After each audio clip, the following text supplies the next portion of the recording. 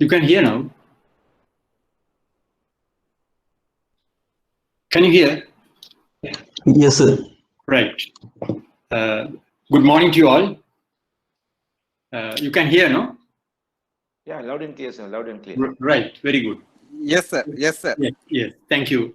So good morning to you all. Nice to interact with you all again. This is the third session I am conducting online, and today also, as I told you all last time, I am speaking to you all from my residence because still we are under lockdown. So this is the third session, and we have the finals. We will have the final session next week, hopefully next Sunday. Now, before I proceed, I just want to tell you all now the entire handout has been uploaded in the system. Now, all my presentation, the handouts are available in the system, and Google Classroom. If you click that, you go to menu, you will find the handouts. Now, all three sessions handouts have been uploaded. The final session and the past papers will be uploaded next week. In addition to that, all my presentations have been recorded and it is available to you all online. Am I correct? Am I correct? Yes, sir. Everything yes. Okay. Yes. Right, yes. Last so two presentation is there. Right. Very good. So you all are very fortunate. You all are very fortunate because everything, all presentations have been recorded and it is available to you all online. You can view it. So there's no necessity for me to go deep into the matter again. But just to refresh your memory again, I will just briefly. I am not going to explain it to you in detail. I just refresh the previous slides just to refresh your. Now all these have been explained to you all. It is there.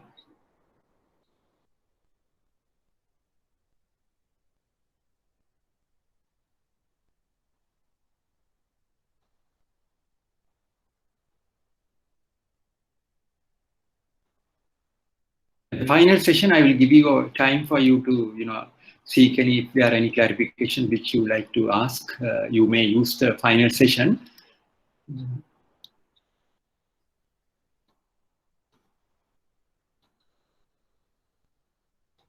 All these have been explained, but you can always revisit.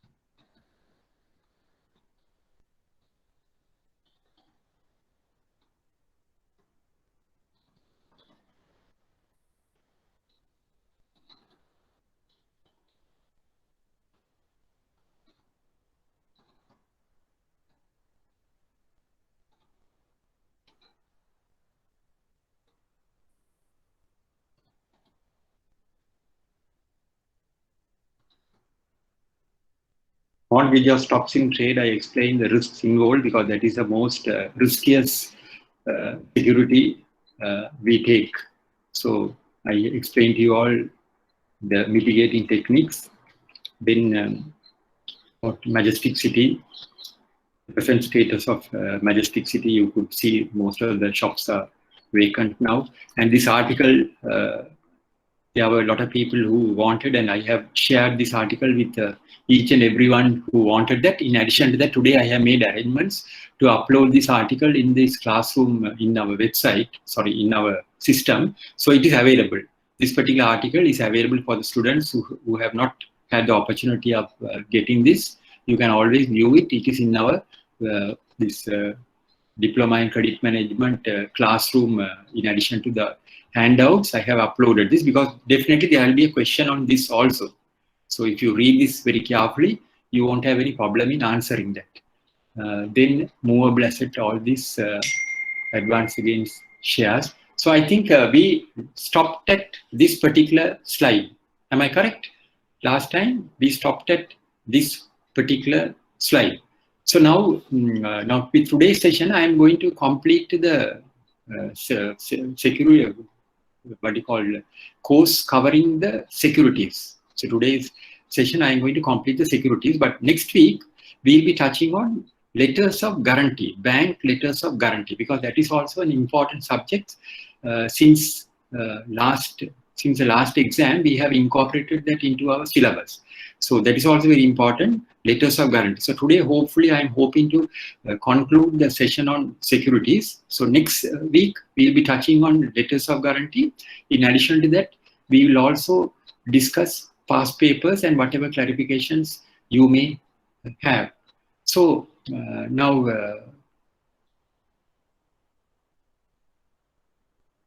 right. So I stopped at this particular slide last time. Advances again, shares and debentures. I don't want to repeat it again because, you know, as I told you all, unlike the physical interaction here, you all are very fortunate because you all can over and over, you all can revisit our presentation. You have the opportunity of revisiting it. So we stopped at this particular slide last time. So now I am going to, now we have discussed about the immovable property. Now the basic aspects of securities, immovable property, movable property.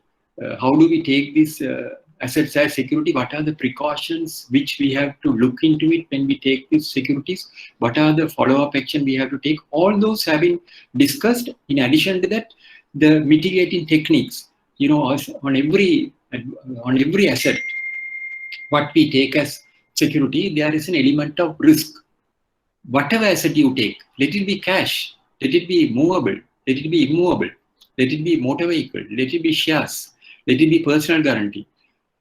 On every asset what we take, there is an element of risk. So the responsibility is cast on you to identify these risks and take meaningful and remedial action to ensure the safety and the security of the asset you have taken, so that in case of an eventuality, you are in a position to realize your exposure. Now, see, take for instance, movable asset. As an example, if I take movable asset, take for instance, Majestic City. Now, I think 50% of the retailers, shopkeepers, more or less, they have vacated. So if you are taking a mortgage over such assets, and if you are not monitored it effectively, what is the state of your advance? Your advance, your exposure is exposed to greater risk because you don't have any security. Why? Because all those stocks have been removed. You can't blame them. You can't blame them because they are compelled to remove it. They can't pay the rent. Not only Majestic City as an example I quoted, but there are so many places still under lockdown. Even we are under lockdown now. Even the place where I am residing, you know, I was anxiously looking at looking at all the messages. Unfortunately, we are still under lockdown. We are virtually under house arrest. So in other words, the world has come to a complete halt.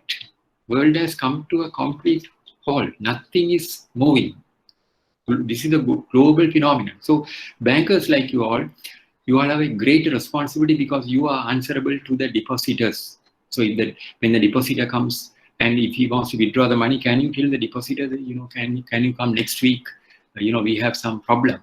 Then you have to close down the bank because that news will spread like a wildfire. You can't do it. You can't do it. So why? We are answerable to the deposit holders. So when they come and ask for the advance, we have the deposit. We are obliged. Not only we are obliged, we have been mandated to release the deposit. Immediately, instantly we have to release it. But when we are granting advances, although we are in our letter of offer, we are saying all advances are repayable on demand. Whenever we ask the customer to repay, they will never repay it. The bank also, we never, although we put the clause, we never demand such repayments in case of an eventuality. But so this is the most important thing which you all have to remember. On every advance, there is an element of risk. As I told you at the very outset, I have enough experience in this particular area. Out of my 46 years of, I think on December 1st, I'll be completing 46 years of service in banking. I joined HNB straight from school.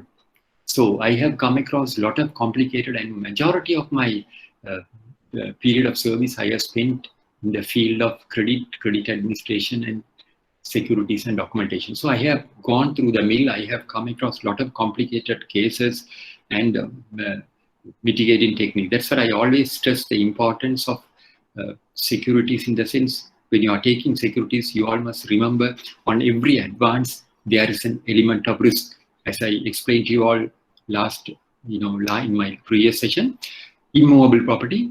Very many times bankers, young bankers like you all ask us, even some of the matured bankers used to ask me, sir, is it necessary to carry out inspection on immovable property every year? Is it necessary? I'm asking you again, is it necessary? Yes or no? Immovable property. Is it necessary? Immovable property, is it necessary to carry out inspection every year? Yes or no? Immobile property? Is it necessary to carry out inspection every year? Yes or no? Yes, sir. Yes, very good. It's necessary, because why? The status will change.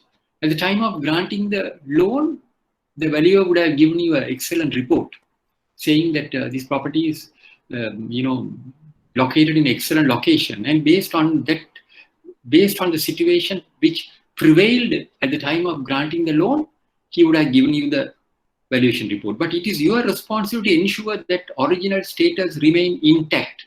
I quoted Jayaratna Florist as an example, because that type of thing could happen. Supposing if there's a petrol shed, all of a sudden, the adjoining property, there's a petrol shed or a chemical factory, that will undervalue, depreciate or diminish the value of the property. That's why we had to carry out inspection. Even at immovable property, we have to carry out inspection. Every year we have to carry out inspection. When you are carrying out inspection, you will have to ensure that you have your eyes and ears open. You look at all sides. That is very important. Now, the dialogue case which I quoted here, there has been a serious lapse on the part of the branch manager and the bank valuer. Why? Because they have not done a detailed survey, detailed review or detailed inspection. They have not done. They have just gone to the building, checked the building, but they have not looked up. So you have to look at all sides. Now when I am talking about this, I could remember many years ago, nearly 40 years back, when I applied for my car license, vehicle license, I went for a traffic class. We had to get a confirmation from them. One ASP, traffic, he came and addressed us. And he told, when you are driving a vehicle, you should have 6 eyes. I very well remember this gentleman. Whenever I drive my car, I always remember what the gentleman told. He said, when you are driving your vehicle, you should have 6 eyes. So we were wondering, what is this man talking about 6 eyes? He said, 2 eyes here, 2 here, and 2 this side. Because he said all 6 eyes should be in working order. That means what he was trying to say is you have to be constantly alert. You have to be constantly alert. And now see, in Sri Lanka, when you are driving a vehicle, I read in the AAA, Automobile Association magazine, there was an article. In Sri Lanka, when you are driving a vehicle, you have to be prepared not only for the unexpected, but you have to be prepared for the unimaginable. The AA magazine, they have said, in Sri Lanka, when you are driving a vehicle, not only you should be prepared for the unexpected, but the unimaginable. What is the unimaginable? Because while driving your vehicle, you can't just close our eyes and drive, because all of a sudden one person will cross the road. haphazardly because you could see. So you had to be ready for the unimaginable in Sri Lanka. This is very, very vital when you are driving a vehicle. Not only we had to be prepared for unexpected, but also for the unimaginable. So similarly, the same advice I am giving you all as young bankers, because the responsibility which will be cast on you is tremendous, because your bank, the approving authority will approve the facility.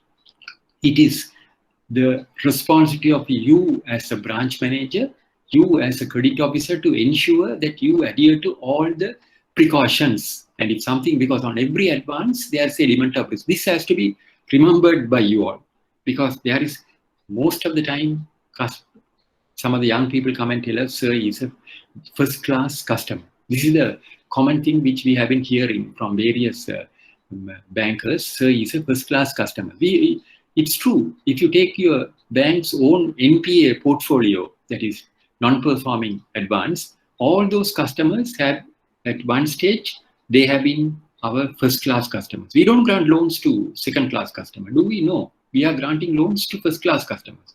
Because very often I have come across in some of the banks where I have worked, because when we look far. We go the extra mile. When we ask certain questions, when we go deep into the matter, some of the young people, they try to come and convince and say, very many times they use the word, sir, he's a first class customer. He's a first class customer. We are aware of it, first class customer. If you take your own bank's NPA, at one stage, they were the first class customers. So this has to be remembered by you all. It's very important for you all to remember, because on every advance, there's an element of risk. Even cash advances, I will show you all in my slide. Even cash advances, there's an element of risk. You may be wondering, how can there could be a risk in cash advance? There's a risk. I will show you all. Right. So now coming to the next security, motor vehicle as security. I am sure most of you all will know, because this is a very easy security, but still for all, there is an element of risk, motor vehicle. This is also considered as a high risk and easy security. The undernoted procedure has to be adhered. When a customer offers you motor vehicle as security, the most important document what we bankers require is CR. We call it Certificate of Registration of the Motor Vehicle. In other words, this is the title deed of the motor vehicle. So when you get a CR book, CR, that will give the full history of the motor vehicle. Who is the owner of the motor vehicle? Who was the owner of the motor vehicle? Who are the previous owners? What is the color of the vehicle? What is the place where it is located, stored? What is the chassis number, engine number, year of manufacture? All those things are given in a one document. This is the title report. In other words, this is the title report. Unlike the immobile property, you don't have to go deep into the matter, because RMB will give you a title report. There also, it will be stated whether this particular vehicle is free of any charges, lien or encumbrances. That means whether any other institution has any interest in that. If it is mortgage, they will say in the CR itself, it will be stated, this vehicle is mortgaged to this finance company, or this vehicle is mortgaged to another bank. So all those aspects will be stated in the CR book. So the CR is the most important document what you get. So if you want to go an extra mile, you can always recheck the authenticity of the CR from the registrar of motor vehicle. I think online that is available now. Some 150 rupees or something you pay, you can check it online. So that also you have to, if you were to confirm. In case if you are granting an advance to a new vehicle, a vehicle which is being imported, you won't get the CR. You won't get the CR. So how do we grant? What happens is we will get the customers, the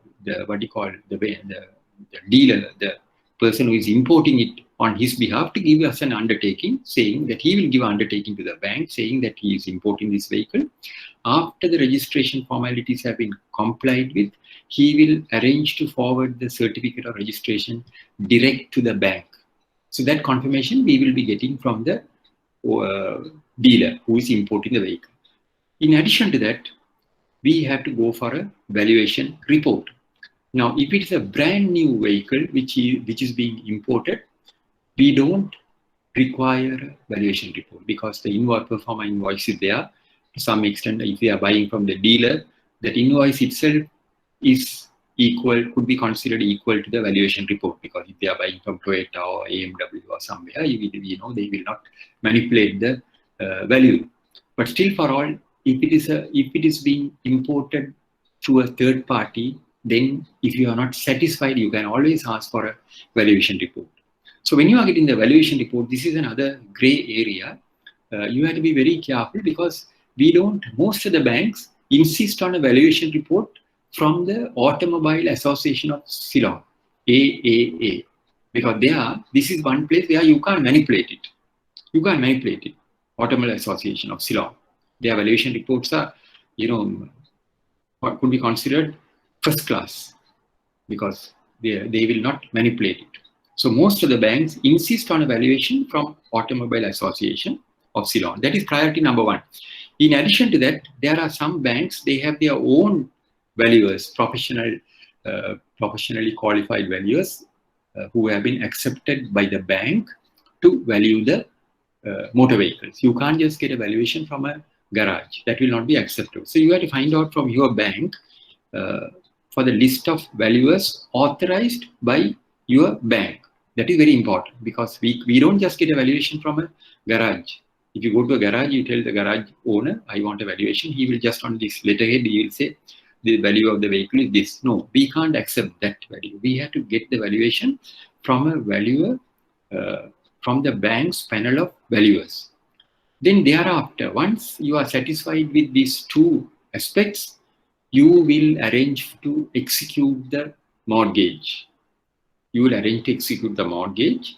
And in addition to that, the most important and vital follow-up is you have to ensure that the charge is registered with the registrar of motor vehicles, in addition to the registrar of lands. Now, one copy of the mortgage will go to the registrar of lands. Apart from that, the charge of the charge created by your bank or finance company should be registered with the registrar of motor vehicles. That is very important. Now, if you are buying a vehicle, just take points as a, this is as a common thing. You want to buy a vehicle. You go through the heat tag then, or you, from your friend or somewhere, you want to buy the vehicle. Once you are satisfied with the vehicle, you will ask for the CR book. Then the customer will show you, the prospective vendor will show you the CR. So you go through the CR book. So you are not satisfied with the CR. Still you will go to the registrar of motor vehicles. There are people, even when they are buying from a well-known person, a trusted friend, they still check it with the RMB. They still check it with the RMB. So they will go and check it with the RMB. So if RMB, they have the records, and they will tell you whether this vehicle is free of encumbrances. If it is registered, they will say, no, it is registered to, there is a loan. This vehicle has been registered for a loan to this bank. So the charge is very important. The charge, the mortgage should be executed. The charge will be registered with the registrar. So this is the only follow-up action which you have to take it, because this is very important. This charge could be registered at the registrar of motor vehicle on the same day. Within 1 day, you can do it. Within 1 day, you can get the charge registered. So once you have complied with all these, I am asking you a question. Is it enough? Is there any other thing which we have to do? A motor vehicle, because this is a simple security, I am sure most of you all will have your own motor vehicle. So once you comply with this, is it enough, or is there anything else to do? Is there anything else? Is there anything else to do? Motor vehicle? Hello. Yeah. Hello. Yeah. You have to have the absolute ownership of the mortgage over the asset. Yeah. Mortgage is there. I have explained to you all. Mortgage. In addition to all these precautions, is it enough? Motor vehicle, is it enough? We have to update the insurance cover. Very good. You have to get the insurance cover. That is the most important document. You will have to get the insurance cover. That is the most important document which you have to take, because insurance cover, motor vehicle, it's a high risk security. So once you get the insurance, we will explain insurance separately. Once you get all these aspects complied with, you don't have to worry. Then now on the subject of valuers, immobile property also, I'm just deviating. I don't know whether I explained to you all. Immobile property also, your bank has its own panel of valuers. So you remember, immobile property also, you have a panel of valuers. So only they have been authorized to value the property. Movable asset, there are no panel of valuers. Movable, the bank is totally dependent on you. Now we coming to the this is original certificate registration, valuation report, registration with the registration of the charge with the RMB, quality of the vehicle and its ownership, comprehensive insurance. Then motor vehicle as security, valuable security, high risk security. Motor vehicle is a valuable security, but at the same time it's a high risk security. Now you all have seen a couple of weeks back, at Nanda Motors at somewhere Colombo 7, there is a showroom. They are selling motor vehicles. One lady without a license, she was driving and she lost control and she went and banged on this showroom. And about yesterday's papers, I was reading their, total loss is about 150 million or 15 million or something, more than that, because she had gone and banged into that showroom.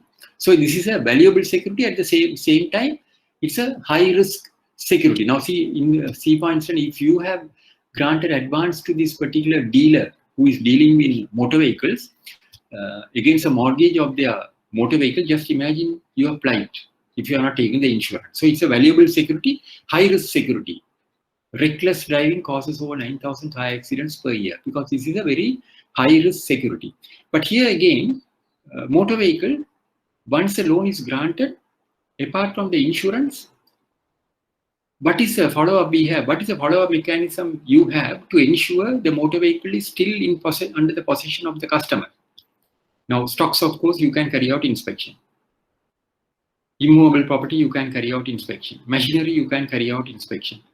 But motor vehicle, what is the follow-up mechanism you have to ensure the customer is still in possession of the motor vehicle? Now, you have got it registered. You have got your charge registered at the registrar of motor vehicles.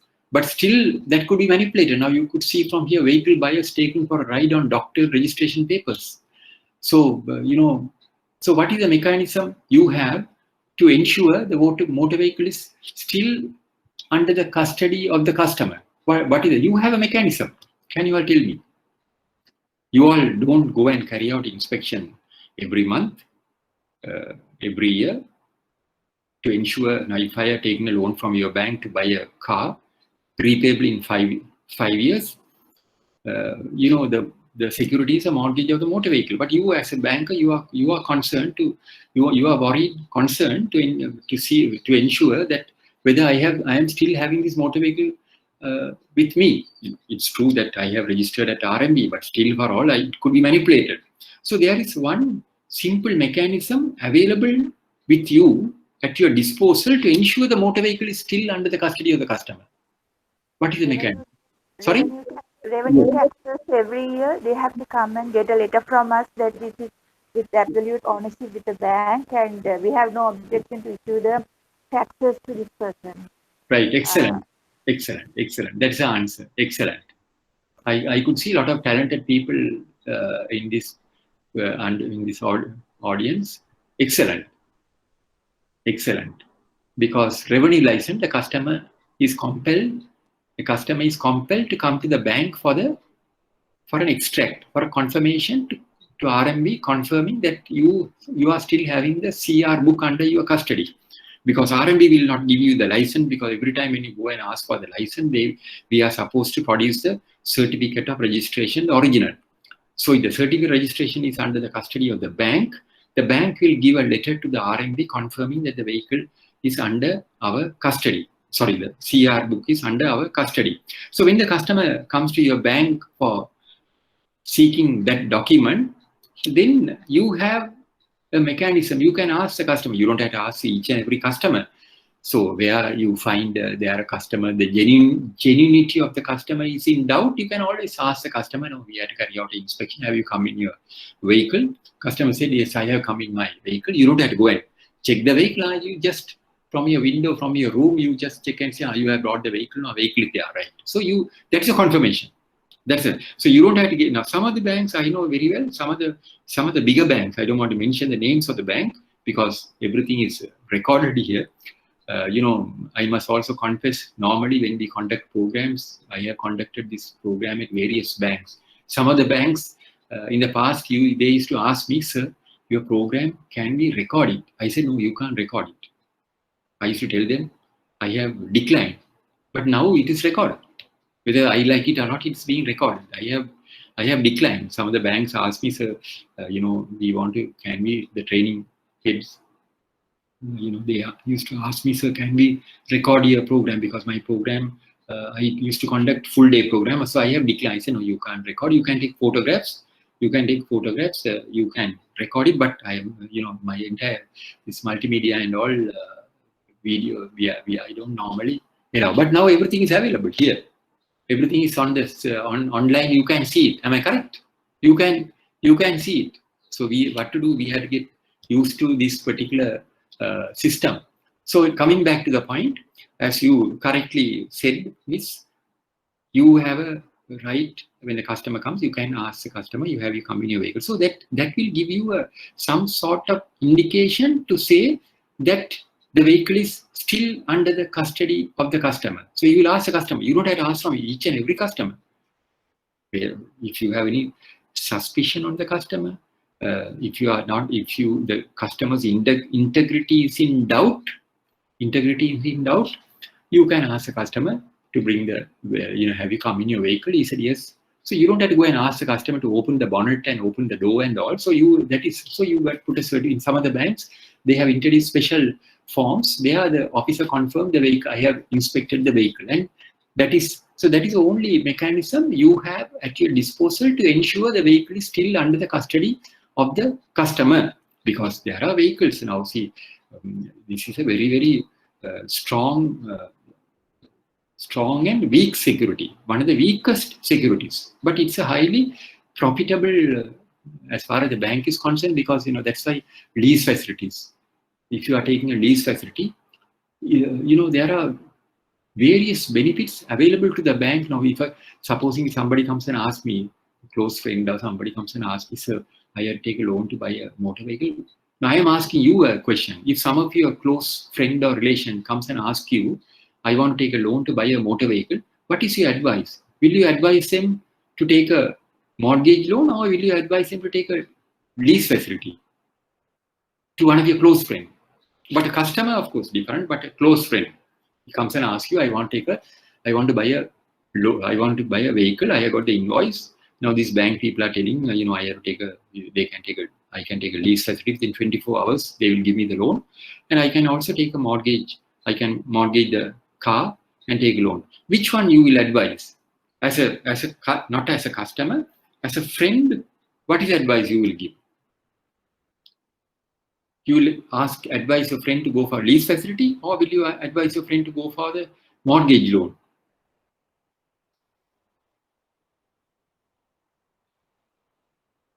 To one of your close friends.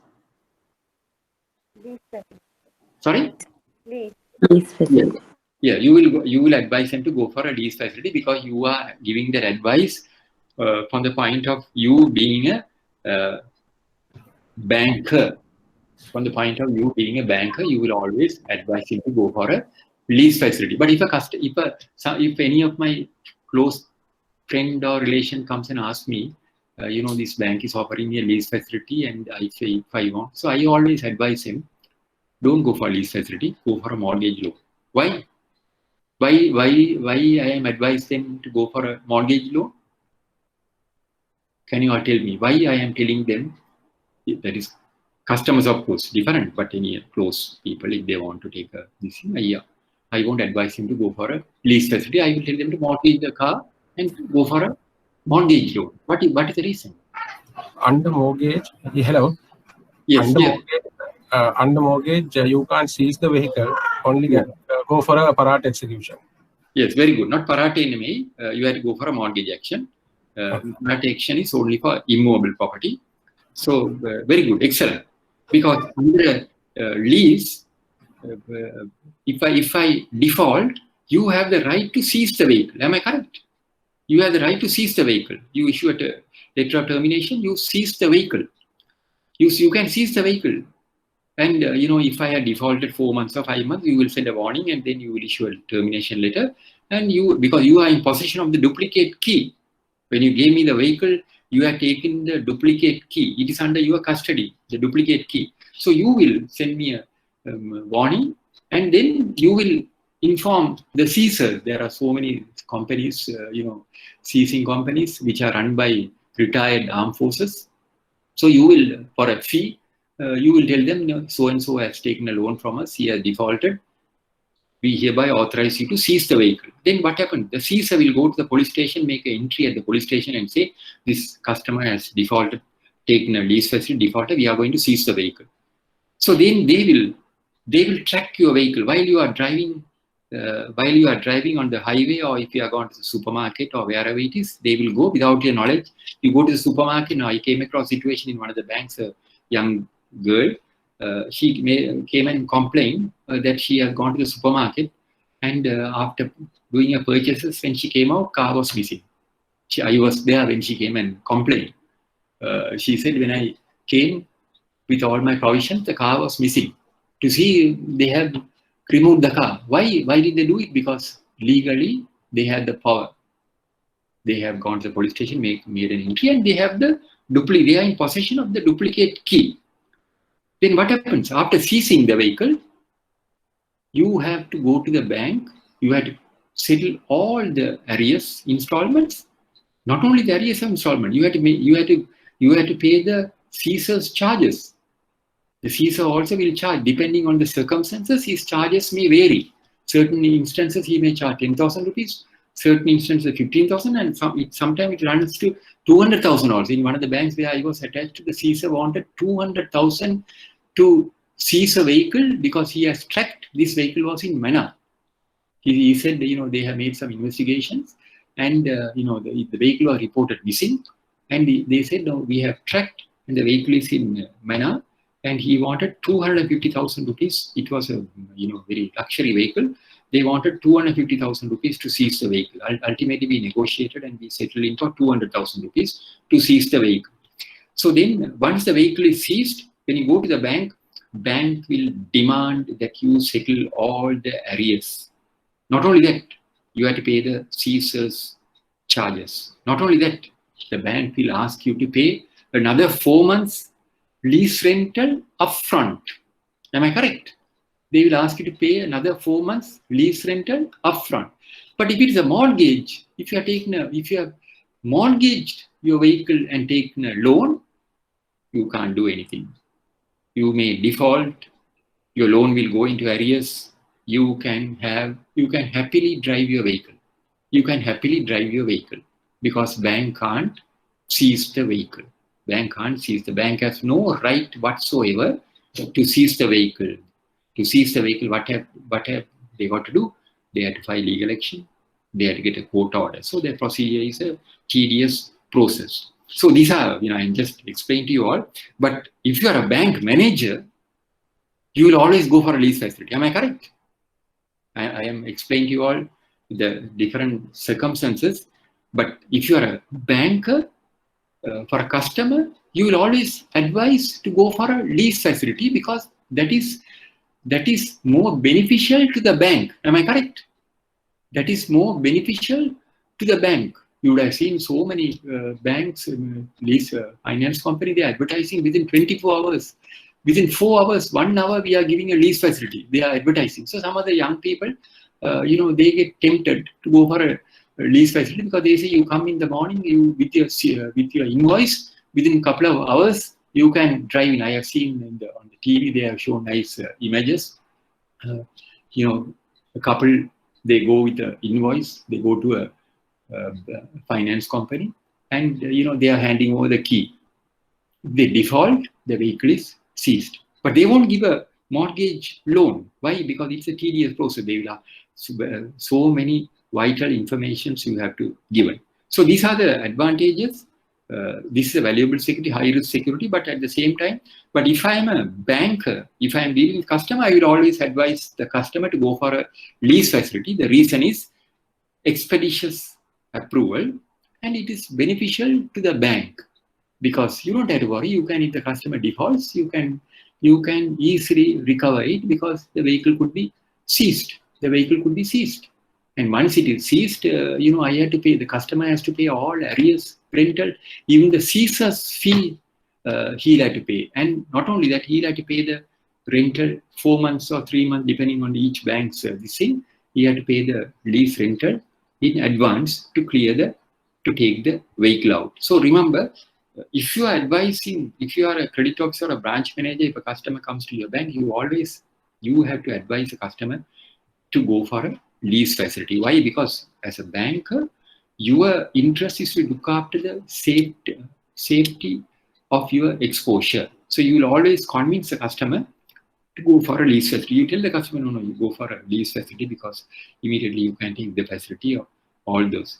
But if you are for a friend, or if you have to take a loan from another bank, you will always go for a facility, a mortgage loan.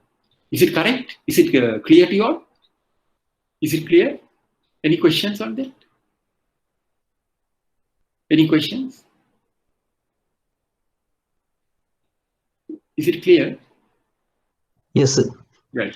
Very good. I am very happy because I noted I was told by IBSL there are about 200 students sitting for this time the diploma in credit management exam, and 200. And I saw in this thing there are people from all parts of the island participating at this session. I am very happy. Now, this is a new experience for us, but I am also used to it now.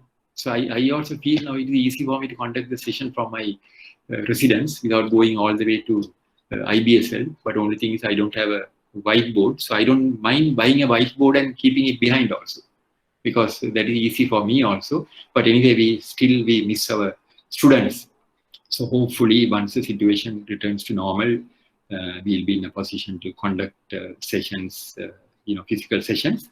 So, right. So now, I'm coming to the next one. Now this I explained to you all. Then life insurance policy. Now this is also, everything is important. Life insurance policy as security. Life insurance policies are obtained as security as an additional comfort to face any eventuality, mainly in cases where the commitments are met by one individual. Banks take the life insurance policy to overcome any unforeseen circumstances which results in the demise of the borrower. Now, how many of you all have read my article on microfinance? I'm sure I sent it to you all. Have you all read that article on microfinance? Microfinance? It's Yes. very useful. Yes. Right. So there will be a question on that microfinance. I have uploaded it. So now in microfinance, the major risk what the banks are facing is the succession plan. The major risk what the banks are facing is the succession plan, because the microfinance, it is dependent on one particular individual. As long as that individual is there, as long as he is there due to his perseverance, we can be 100% sure the facility will not go bad. But in case if he dies, I can give you a very good example, which I have shared in many of the training programs. It's a what you call true story. When I was working at HNB nearly 45 years back as a junior person, I was fortunate to work in the credit department, and I was a junior person in the branch where I was attached to. They didn't have credit officers. We were the credit people who were handling credit. So although we were junior, but we were interested in the responsibility of credit delivery, because when I joined HNB, they had only 4 branches. HNB, when I joined, they had only 4 branches. Today they have 275 branches. So HNB was not even known, not as HNB, even Het National Bank. If you tell people that you are working in Het National Bank, people used to ask, where is this bank? Is it in Hatton? So It was not even known. So we were fortunate to join from school because that was the time the HNB was formed. So when I was at that time nearly 45 years ago, now today this is December 1st, I am completing 46 years. Now this nearly 45 years ago, I was handling credit in the sense as a junior person. So there was a customer. Listen to this story. This is eye opener. I have been sharing this at various forums. There was a customer who wanted a loan of 5,000 rupees, just 5,000 rupees. This customer wanted a loan of 5,000 rupees. So we gave a loan of 5,000. What is the purpose? At that time, 5,000 means it was equal to 5 lakhs 45 years back.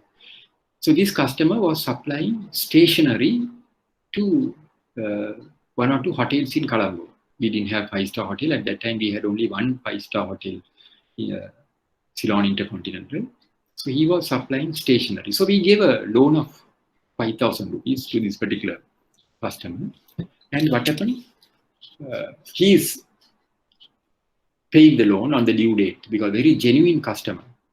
Very genuine customer. On the very day the loan installment is due, we used to send letters to all the customers because we didn't have computerized. We were not working in a computerized environment. We had to type the letter and send it.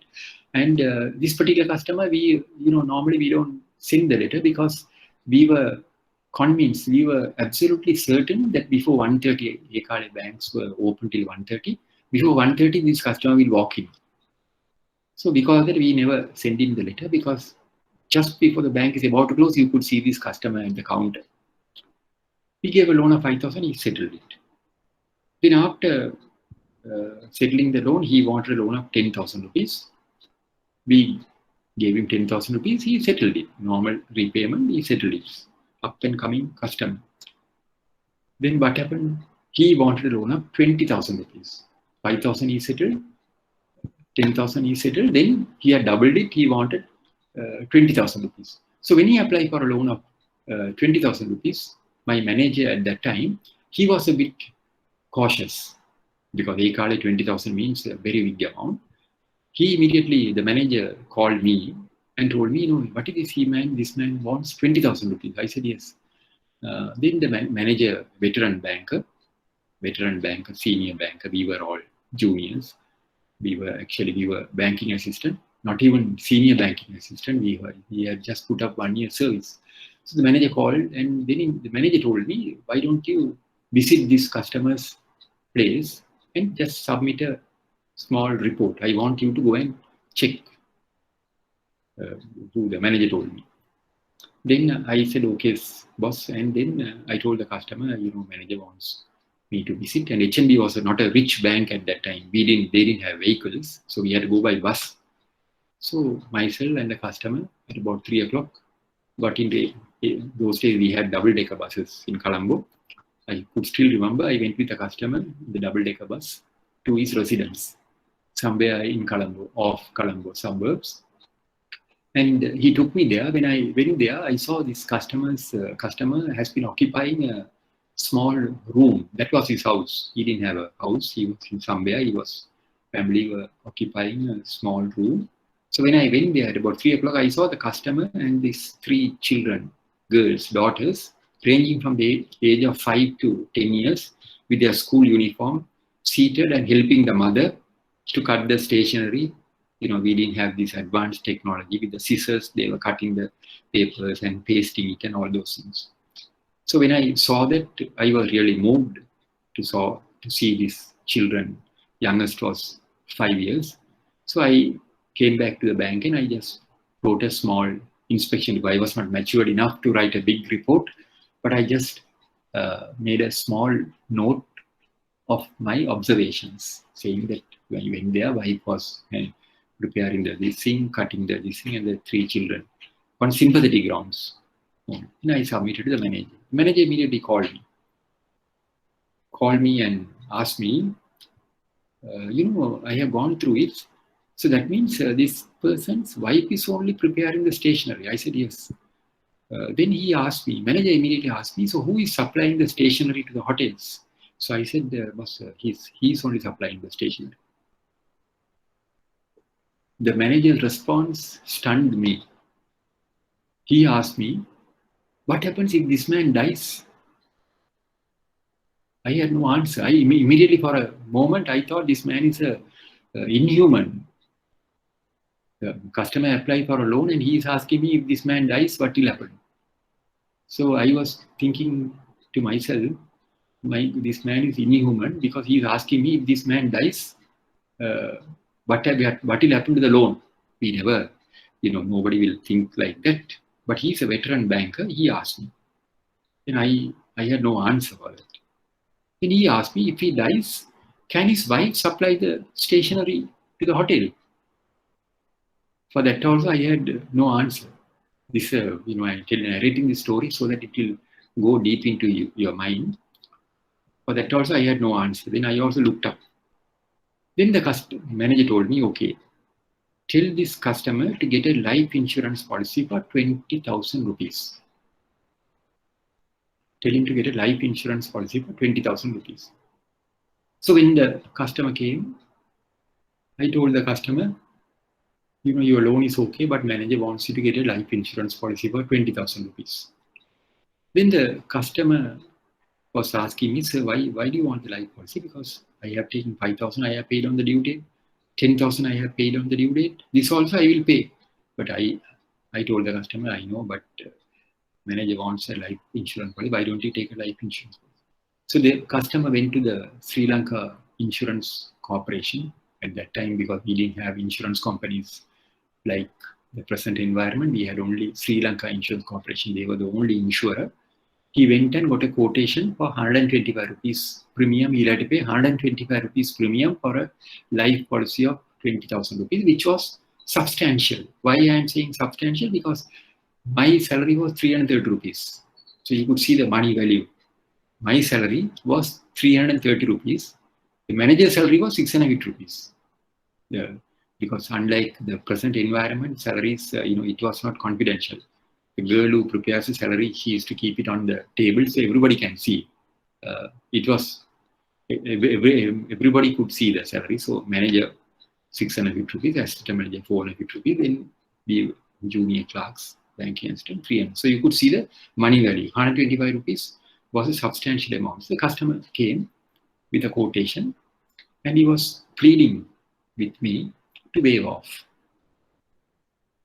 So I told him I can't waive off because I can't tell the customer what will happen if you die.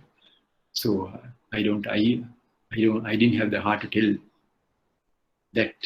So I told him, no, you have to get the life insurance policy because this is one of the requirements. Our manager only wants that. Then he was begging from me, this customer. So I took this customer. Remember, this happened 45 years back.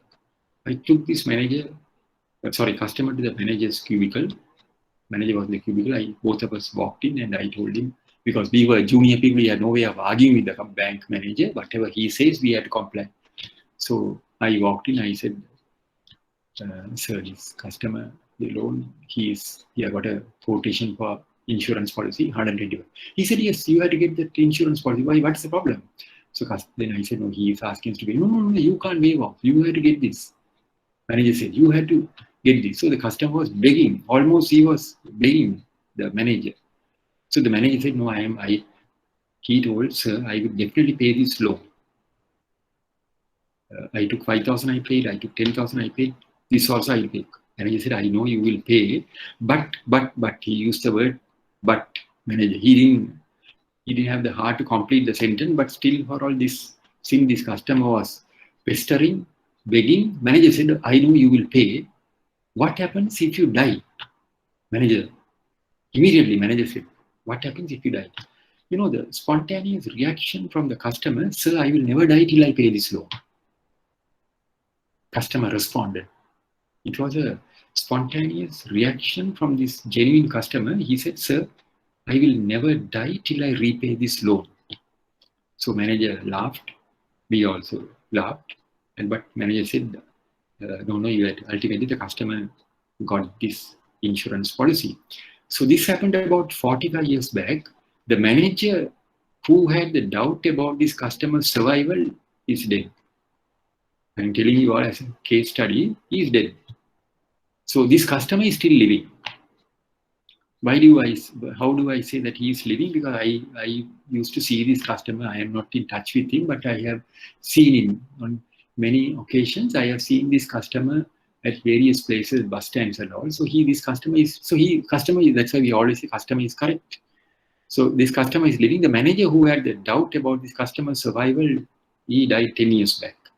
So you could see from this particular episode, the manager, veteran banker, he was concerned about this loan because he was thinking far. In case if this customer dies, what is going to my loan? Because manager knew in case if this customer dies, wife can't go and supply the stationery. So the loan will, we'll have to write off the loan. So to mitigate that risk, he has taken a life insurance policy. I am giving you as a very good example. You may come across situations in microfinance. Now, in my article also, I have shared that in the particular article. Sometime back, I conducted a session at the Sri Lanka Foundation Institute for people who are involved in microfinance. So they are not bankers. In my article also, I have mentioned they are not bankers. They are people who are involved in microfinance. I narrated this story to them. They were really stunned, and during the lunchtime, they were coming and asking me, sir, we didn't know there is a facility like this to link the loan with a life insurance policy. I said, yes, you all can. They said they are not aware of it. Most of the bankers are not aware of it. So microfinance, now they're going forward. The government also wants banks to consider these sectors, help them. Now, I have given the wash basin as an example, but definitely there will be a question on microfinance. I can tell you. So read that article very carefully, and it is available in the, we have put it in the system also. There will be a question, but it will not be wash basin, it will be a different one. I am not going to say wash basin again. I will in a different way. So you will have to say follow-up mechanism and life insurance policy. So life insurance policy, it could be a new life policy. We are not worried. When you say life insurance policy, it could be a new policy, but it has no value. It will have a value only in case of death or maturity. Now I am asking another question. Supposing if this customer commits suicide, will the insurer pay? Now you have granted loan to a microfinance. You are taking a life insurance policy. To mitigate the risk of death, you are taking a life insurance policy. In case this particular borrower commits suicide, now there are cases, I have gone for 3 or 4 suicide cases, funerals. In case if this customer commits suicide, will the insurer pay?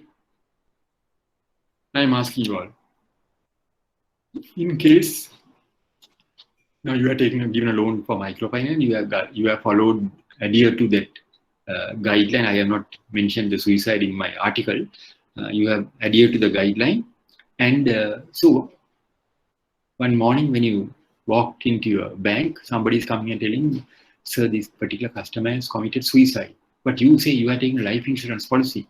Will the insurer pay for suicide? Will the insurer pay? No, sir. No. Yes, very good. The common understanding, common answer is insurer will not pay for suicide. But many years ago, I could remember there was a program which was conducted by some insurers, and we raised this question, and the answer given was suicide also they will pay, provided the policy has been in force at least for a minimum period of 1 year. Am I correct? At least for a minimum period of 1 year. That means, Yes, sir. Yes. Why do they say they pay for only for 1 year? The reason is the person who wants to commit suicide will never plan. He's not going to plan. At the spur of the moment, something has gone wrong. He has argued with somebody, wife or husband or parents or somebody. At the spur of the moment, he takes the poison and commits suicide. So no one is planning the No one is going to plan the suicide. Now, today is the 29th of November. No one is going to come and say, I have a plan to commit suicide, but I have taken a life insurance policy. I want to, insurer says they will pay only after 1 year. So, I have postponed. Next year, 30th of November only, I'll be committing suicide. That will never happen. So, there are a couple of suicide cases. As I told you, when I went to see them, I was told pathetic story because, they had some problem and they have taken the poison, and later they were regretting, but it was too late. They were regretting, it was too late. So at the spur of the moment, that's why they always advise not to keep any poisonous item in closer to your location or vicinity, because at that particular moment, if something goes wrong, immediately you want to take something. One or two cases, there was a girl who committed suicide. She had a problem with the mother. She argued with the mother. Then she went into the storeroom, locked herself, and unfortunately, they have stored run bug or run rat. She drank, and before they could take her to the general hospital, she passed away. So suicide is at the spur of the moment. If something goes wrong, they will think of taking. There are people we come across in our life. Very many people used to say, I am sick of this life. But they will live. Such people will live long. They will never they will never commit suicide. So suicide, remember, even suicide, insurer will pay provided the suicide has occurred 1 year after the life policy has been taken. So now, in other words, I have explained to you all the life insurance, the importance of life insurance policy. Remember, when you may come across situation now, microfinance, there may be instances, there may be,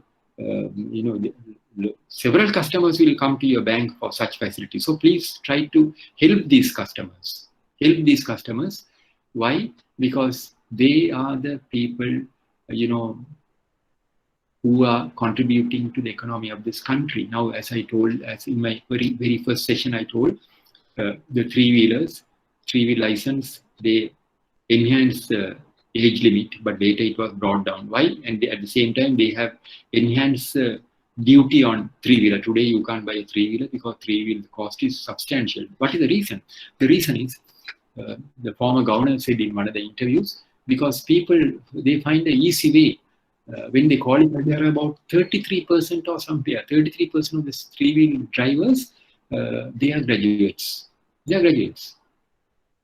So they find an easy way because they go to a bank, get a lease facility, buy a three-wheeler, they run the three-wheeler, easy life. They don't have to worry. So there is no economic development taking place. In addition to that, some people go and start a catering business. Some go and start a saloon. So to avoid these type of situations only, the government has made it tougher for people to go for three-wheelers. So these people, they want these people to think of something, think of some innovations, Now, I think I told you all at the very outset, I think the first session, there are some customers who started with a very small loan from HNB. Today, they are, most of them are about 3 or 4 customers. I don't want to mention the names because I'll be violating the oath of secrecy. Household names. Some of them are spread to neighboring countries. And, the well-known, they are doing very well in their business. These customers also, we have granted loans, small loans. They have started some innovations. So we have helped him. I could remember one particular customer, every month when we had to go on inspection, because he didn't have a vehicle, he used to come in a motorcycle. He didn't have a vehicle. So inspection, every month we had to go for inspection. The days we had to go on an inspection, he used to come to the bank he used to come in a bus.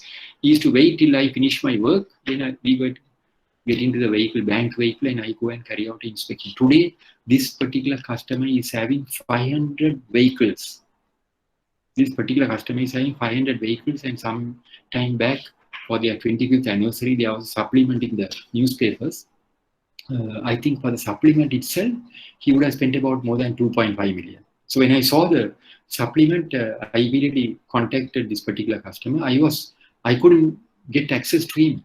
When I contacted, it was channeled to various people. Ultimately, a lady spoke, I think must be secretary. So he asked me, and who's speaking there, and ultimately the call was connected. So I just told him I saw your supplement in today's paper. I am very happy. So he said, sir, we can't forget the help what you all have given. So I said, no, we are very happy to see that you all are doing very well.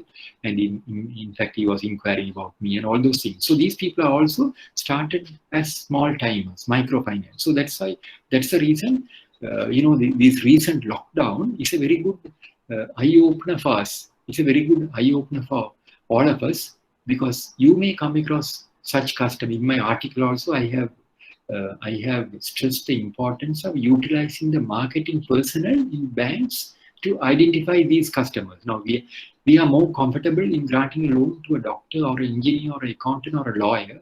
10 million loan over the counter we grant. Why? Because easy. Our monitoring mechanism is easy. We get the salary to come.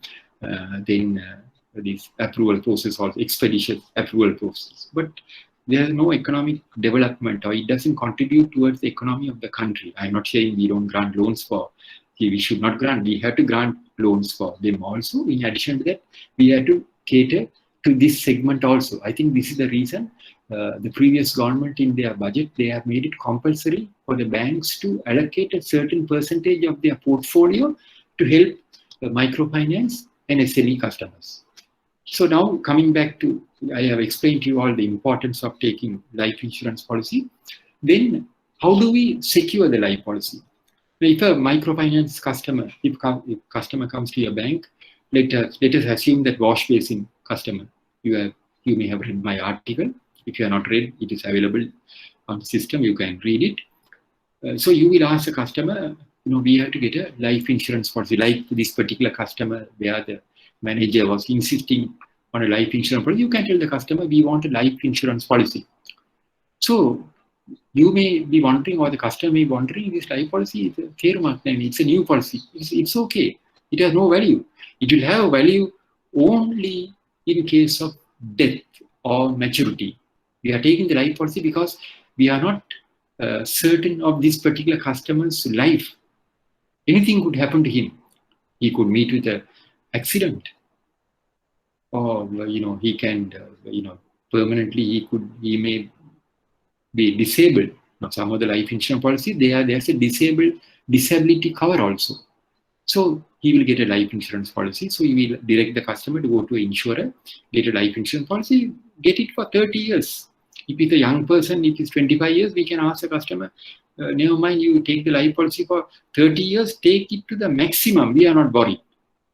You can take it even 30 years or 40 years, whatever the maximum duration which the insurer is giving, take it for that. But what we are worried is in case if he dies. Then once he gets that, we take a document called deed of assignment. Deed of assignment. That means the customer is assigning the life policy in our favor, in favor of the bank. Then once the customer signs the assignment in our favor, we send the assignment to the insurance company, which will confirm our charge has been registered, like the registrar of motor vehicles, where the RMB we are registering our charge. We send it to the registrar of motor vehicle, insurance company for registration.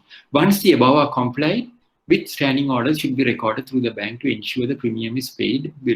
Now, once this is done, the only follow-up we have to take in life insurance policies, we have to ensure that the premium is paid through the bank. That is the only follow-up you have to take. Once a customer takes a life insurance, he is mandated, he is obliged, he is required to pay a certain amount to the insurer every month as premium. That is what is called premium, because he has to send every month.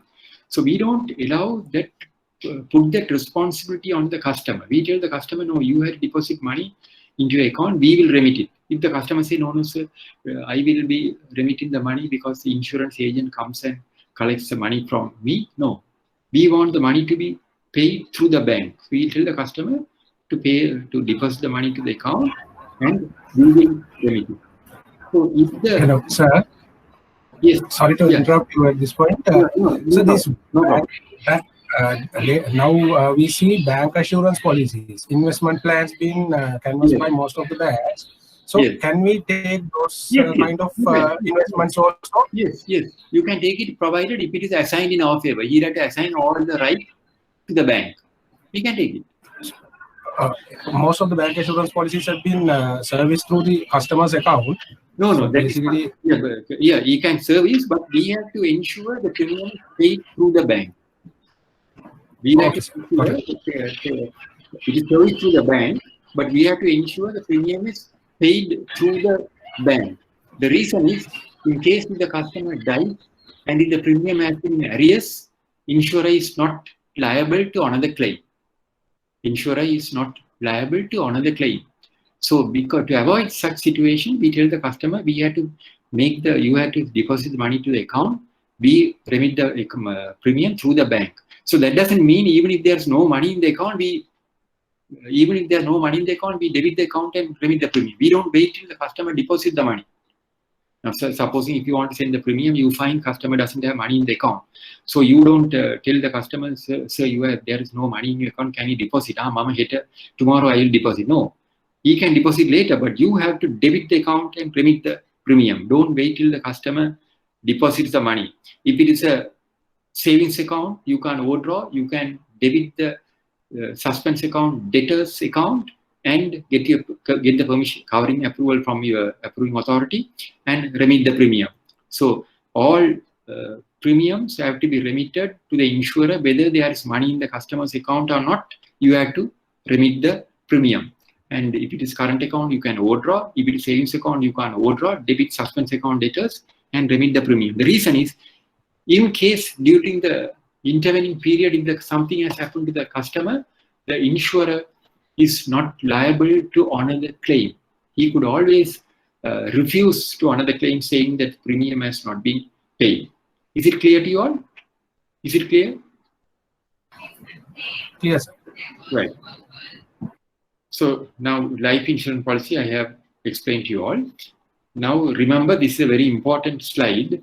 You may come across such situation as a credit officer or as a branch manager to help small-time customers. You can help. Now remember, read that article very carefully, the guidelines what I have given. A lot of people have commented on that and they said, so it's very useful for us. So life insurance policy as a additional precaution, you can take a life insurance policy. Remember, there will be a question on this particular microfinance. There will be a question, but we'll be giving a choice for you. There will be, it will be an easy paper. You don't have to worry because we are concerned, we are conscious of the difficulties what you all are having. The last session, previous diploma in credit management course also, I think most of the people have done very well. I have corrected the answer papers and I have given. I was very happy to note a lot of people have done very well, because we are not going to go out of this session. Questions will be set from this presentation. You have the, see the benefits and luxury you all are having. You have the handouts. Over and over again, you can visit this particular site. Then in life policy, sum assured and surrender value. What is the difference of sum assured and surrender value? Under what circumstances bank accepts the policies under the aforesaid categories? Now, important consideration in life insurance policy: sum assured and surrender value. What is sum assured and what is surrender value? I am asking you. I have come and taken a loan from your bank for a microfinance facility of 10,000 rupees or 25,000 rupees. I have taken a facility for a microfinance loan. And you wanted me to take a life insurance policy for 25,000 rupees. I have gone and taken a life insurance policy for 25,000 rupees to cover this loan as a security, as in accordance with your requirement or request. So I have taken a life policy for 25,000. What is the sum assured of this life policy? What is sum assured? I have taken, you don't have to worry, don't feel shy. You all are learning. Minimum sum assured will be loan value. No, what I'm saying is, I have taken a life policy for 25,000. You wanted a, I have taken a loan for 25,000. You wanted me to take a insurance policy for 25,000, which I have taken it. Insurance policy for 25,000, which I have taken it. I have given it to you. So if there's a question, if there is, somebody asks, what is the sum assured of this policy? What is sum assured? The face value, the policy value, what is the policy? Yes. We have Value. sure. It's Yes. sum. Very good. The policy value, the 25,000, that is the sum assured. Am I correct? The value of the policy is the sum assured. The policy is 25,000. I have taken an insurance policy for 25,000. So if there's a question, if somebody asks, what is the sum assured of this policy? 25,000. Am I correct? 25,000. That is a sum assured. That is a sum assured. 25,000. Is it clear? 25,000. Sum assured is the amount of the life policy. Amount of the life policy is defined as a sum assured because that is the amount assured. What is the surrender value of this policy? The next question I am asking, I have given a policy for 25,000. Sum assured is 25,000. If somebody asks, what is the surrender value of this life policy? What is the surrender value? Up to now, how much the premium has paid? Yes, that's right. Yes. So in this particular policy, what will be the surrender value? In this particular policy, what will be the surrender value? 0. Very good. Very good. 0. Why? Because it's a new policy. Why? It's a new policy. It has no value. It will have a value only in case of death. The sum assured of 25,000, you will derive that 25,000 only in case of death. Surrender value is 0 because this particular policy has no value because it will have a value only in case of death. Am I correct? In case of death. So remember, this is what is called defined as surrender value, sum assured. Sum assured is the amount of the policy, that is the sum assured will become payable by the insurer only on the death of the policyholder or the maturity of the policy, whichever occurs earlier. If I have taken a policy to be repaid in to be matured after expiry of 35 years, the amount of the policy, the sum assured will become payable by the insurer only on the death of the customer or on the maturity, whichever occurs earlier. If this person who is manufacturing wash basin has taken a policy for 25,000, insurer will pay the 25,000, and this policy he has taken it for 35 years. Insurer will pay the policy, the amount of 25,000 only after 35 years when the policy matures, or in case he dies, accident or natural death or whatever, he will pay, whichever occurs earlier. That is what is called sum assured. Now, surrender value. What do you mean by surrender value? Now, in this particular policy, there is surrender value 0, as you correctly said. Surrender value 0 because the customer has not paid a single premium. It has no value.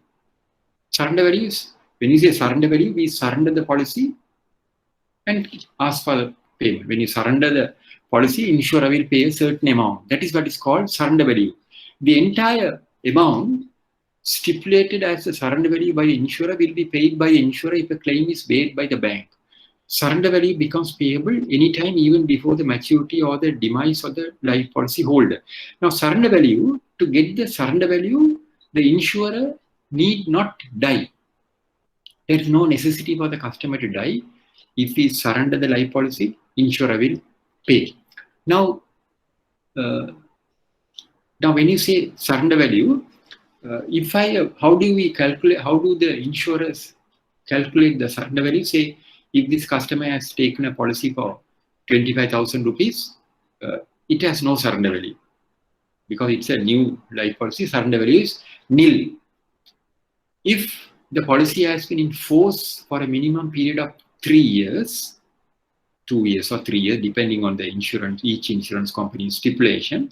And if he has been paying 100 rupees premium monthly, for 1 year he has paid 1,200.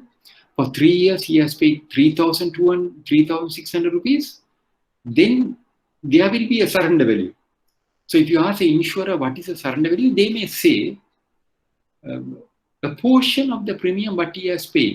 If he has paid 3,600 for a period of 3 years, insurer may say 1,000, 1/3 of it, depending on each insurer, 1,200. So if you ask for a surrender value, they will give a certificate saying surrender value on this 25,000, sum assured is 25,000. Since the policy has been forced for a period of 3 years, surrender value is 1,200. So you can, without any hesitation, you can grant the customer for a loan of 1,200 against the surrender value. Against the surrender value. Why? Because the insurer has told, if the customer, in case if he defaults, you surrender the life policy, he will pay the 1,200 rupees, which is the surrender value. So sum assured is different, surrender value is different. Sum assured is different, surrender value is different. Surrender value is provided the policy has been in force for a minimum period of 3 years or 2 years, depending on each insurance company's stipulation. A portion of the premium what he has paid will be given as surrender value. So if a customer comes to your bank, forget about the microfinance. If a customer comes to your bank for a loan and says, I have a life insurance policy with a surrender value of 1,500, I have a life policy for 25,000, which has a surrender value of 1,500. Without any hesitation, you can grant him a loan of 1,500. Why? In case if he defaults, you can surrender the life policy and take the money. It is surrender value is equal to cash. Is it clear? Surrender value is equal to cash. Is it clear? Any questions on this? So in case the banks make the claim on the surrender value, Yes. does the life insurance policy after that become nullified? Nullified, yes. Policy becomes nullified because they will cancel the policy and only give you the very good question. They will cancel the policy and give the surrender value and policy is cancelled. Policy is cancelled. Surrender value is equal to cash. Now I want to ask another question. I'm throwing a question to you all. Let us assume in a bank, there was very many times we used to say, little bit of knowledge is dangerous. It is better for you to know nothing rather than knowing something. This was told many years ago by a veteran banker in one of the credit programs on securities and credit. He said, little bit of knowledge, many years ago, he said, little bit of knowledge is dangerous. It is better for you to know nothing rather than knowing something. If you have little bit of knowledge, that will lead into disastrous consequences. This gentleman was telling in one of the credit program many years ago, a veteran banker from Bank of Ceylon. I think he was the first head of training at HNB. So on his retirement from Bank of Ceylon, HNB took him to set up the training center. We have gone for many programs, very interesting programs. In one of the programs, he said, little bit of knowledge is dangerous. As far as when we were discussing about securities and documentation, it's better for you to know nothing rather than knowing something, because little bit of knowledge will lead into disastrous consequences. And he gave a good example. He said, he was narrating a nice episode. He said in a particular bank, there was a credit officer. Who had little bit of knowledge in documentation, securities, and credit. He had little bit of knowledge. And he said, one day, one customer walked into the bank, met this credit officer. I'm narrating these stories because it will be interesting. He asked the customer, he met the credit officer and told the credit officer, I want to take a loan of 5,000, I can't remember the amount, 10,000 rupees. Then the credit officer immediately gave him a loan application and 2 guarantor statements. And he took the, what you call, loan application, guarantor statement, went all over, came back after 2 weeks and told the credit officer, sir, I was able to get only one guarantor. So the credit officer said, no, according to our bank stipulation, you should get 2 guarantors. Then he said, no, sir, I was able to get only, can't you consider granting me this loan against one guarantor? He said, no, I can't grant the loan against one guarantor because according to our stipulation, you should have 2 guarantors. There's no point in going through the application, you had to get 2 guarantors. Customer was turned away and then the customer went all over. This was what the gentleman told. After about 2 or 3 weeks, again he came back to the credit officer and said, sir, I went all over, I couldn't get a guarantor, I had only one guarantor, can't you please consider? He said, no, I am very sorry, I can't consider. Then the credit officer told, why don't you speak to the manager? So he has gone down to meet the manager. The manager, veteran banker, he buzzed and told the credit officer, can you send the file down?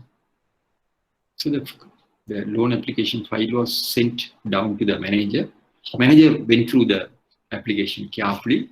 Veteran banker, he has come to the conclusion that this loan could have been granted within 5 minutes without any problem. Why did he come to that conclusion? Manager has perused the loan application and he has come to the conclusion this loan could have been granted within 5 minutes. But this customer has been harassed by the credit officer because this particular credit officer who had little bit of knowledge, this is what the gentleman told, who had little bit of knowledge.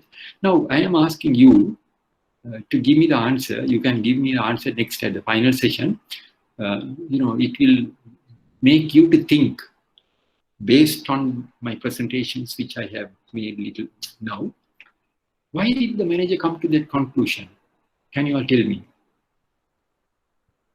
Now, going back on the same subject, this particular credit officer who had little bit of knowledge, he had little bit of knowledge because we have come across in our banking life, there are people, credit officers, who have little bit of knowledge as far as credit and securities are concerned.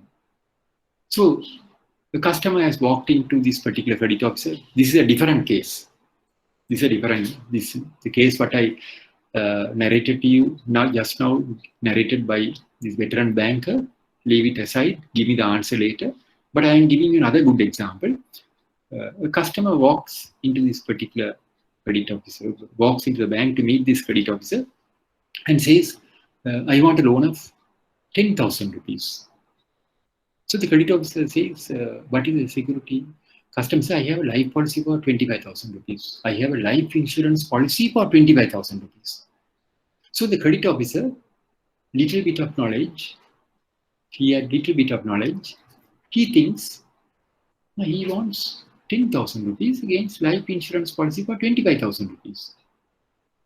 So the customer who walked in is a Mudalali, he has taken a new life policy for 25,000 rupees. So he has been told by the insurance agent, you take a life policy, own a bank, you can take a loan.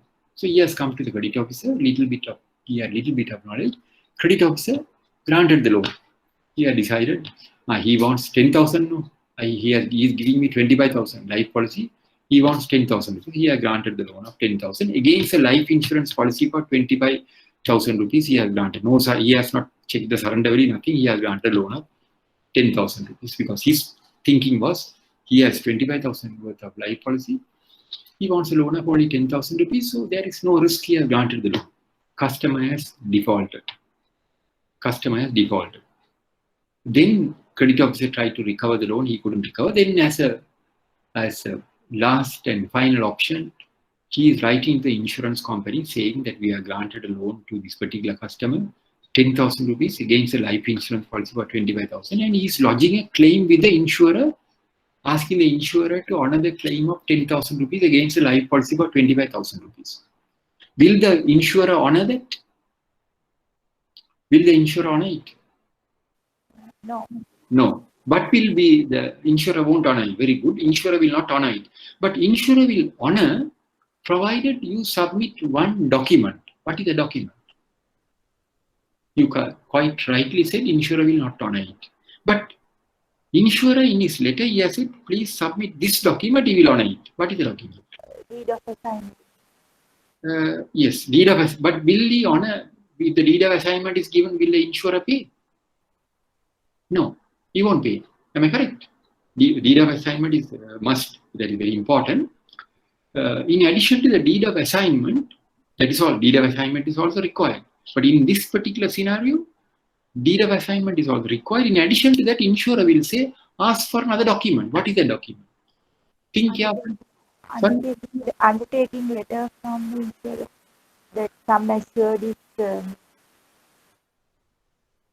Sum assured is, you are coming somewhere closer. surrendered first priority to the bank. No, there is no surrender value.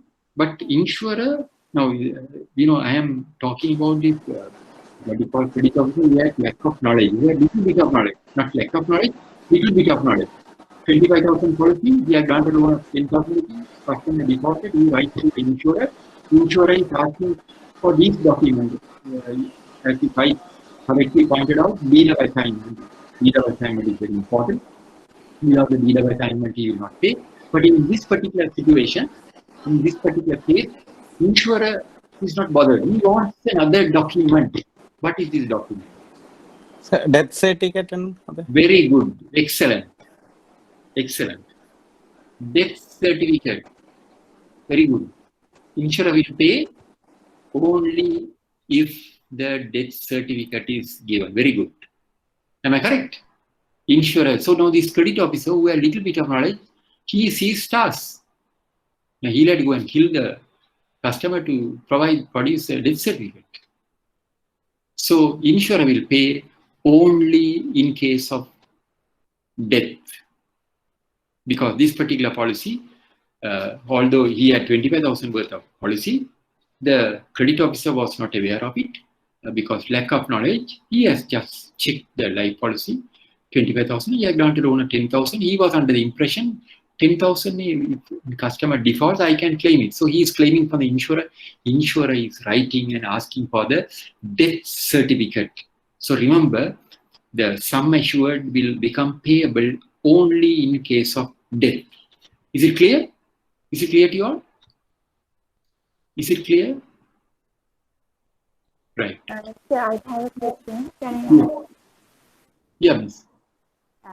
If the policy is assigned to the bank, Yes. and in the meantime, if the person is died, Yes. what will happen to the beneficiary? How much it will go to the beneficiary? No, beneficiary. After Yes, beneficiary. Yeah, beneficiary. nominated person. Yes, beneficiary. Now, if it's a very good question you are asking. Very good question, because in case if the customer dies, what will happen is we will have to lodge a claim. We will have to lodge a claim, and when the proceeds are received from the insurer, we may have to hold that money in suspense account, and we may have to communicate with the customers, the heirs lawyers, and lodge our claim. Am I correct? We may have to lodge our claim because he may have to get the, we may have to go for the testimonial proceedings and all those things. So until that process is completed, we may have to hold the money in suspense account. Properly speaking, we should not utilize that money to recover our loan. So we can lodge our claim. When the money is received, we may have to hold the money in suspense account, and then we'll have to lodge our claim under the estate of this deceased. So we may have to communicate, but some of the banks, what they do is when the money is received, they said you can settle it also. Some of the bank, they try to settle the loan. But the correct way is you lodge a claim. When the money is received, you hold the money in suspense account, and then we'll have to communicate with the customers' dependents, the heirs, and see what is, they may have to go for testimonial proceedings, and then we may have to lodge our claim under the estate of that particular deceased. Is it correct, miss? Is it correct? But some of the banks, that is, you can use your discretion. You can slowly settle the loan also. But the correct procedure is to keep the money hold the money in suspense account. But if you are holding the money in suspense account, the customer will not get any interest. So the bank may have to consider granting some concession. But most of the banks, what they do is, depending on a case-by-case basis, if they don't envisage any risk or this thing, they slowly settle the loan. But correct procedure is to hold the money in suspense account, communicate with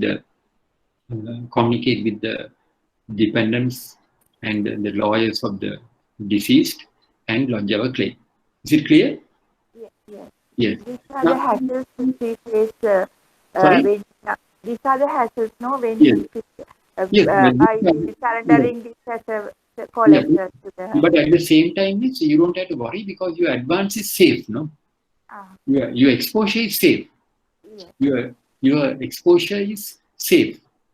Now, I could remember when you asked this question, my memory goes back to 40 years. One of our customers at HNB, thankfully my memory bank is very intact.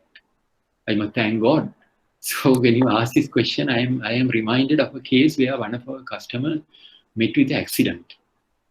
One of our best customers, he met with an accident somewhere on his way to Jaffna, somewhere in Anuradhapura. He was driving the vehicle and he met with an accident. And he had taken a loan and we had a life policy for 50,000 rupees. And if I remember correctly, then it was referred to the bank's legal officer. And they told us, once the proceeds are received, to hold the proceeds in suspense account. To hold the proceeds in suspense account till the testimonial proceedings and all those things are completed. Then when it was intimated to the customer's lawyer, they made a appeal to the bank to explore the possibility of holding this money in a fixed deposit, because otherwise they will not get any interest from the dependents. So even that request, if I remember correctly, was declined by the bank, because to open a fixed deposit, you have to open it somebody else's name. So ultimately later, I think we opened the fixed deposit under the name of the heirs of the deceased, and we opened a fixed deposit and we were holding that money in fixed deposit until the testimonial proceedings were completed. So as you said, there's a hassle, but at the same time, our advance is safe. Am I correct? Our advance is safe because for the advance, for the liability, you are getting an interest. At the same time, for the deposit also, you are paying interest to the customer. Right. Now, coming back to the question where, the other question which I posed to you all, how did the manager come to the conclusion this loan could have been granted within 5 minutes? Can you all tell me the answer? This particular, the gentleman which he narrated the story, he was talking on the subject of little bit of knowledge is dangerous. And he said a credit officer who had little bit of knowledge turned away a customer. When the file was referred to the bank, the branch manager, he has gone through the customer wanted loan of 10,000 rupees. His credit officer has been harassing this, not harassing. He has been following the bank's regulation, asking for 2 guarantors. He submitted only 1 guarantor. Manager wanted the file. He went through the file, opened the application, and he has come to the conclusion this loan could have been granted within 5 minutes. How did he come to the conclusion? Hello, sir. Yes. Yeah. He might, customer might have given a property mortgage. Yeah. Previously, he has placed a property mortgage as a security. Yes. To obtain some other facilities. So yes. From that particular leeway, you can grant the new loan also. Right. Excellent. Your answer is excellent answer you have given. That's also correct. Property, if he has given a property as security, manager has checked the file and there's a leeway here. He may have taken a loan and some of the amount he may have paid a portion of the loan. So manager has come to the conclusion there's a leeway. He would have come to the conclusion you can grant. Your answer is excellent. But in this case, that is not the case, because if the customer had the property mortgage, he was being sent from pillar to post in search of a guarantor. In this case, that is not the case. But the answer what you gave is also correct. I must commend you for the answer what you gave. That is correct. The manager has gone through the file, and if there is a leeway, he can grant. But in this case, that is not the case. What's other?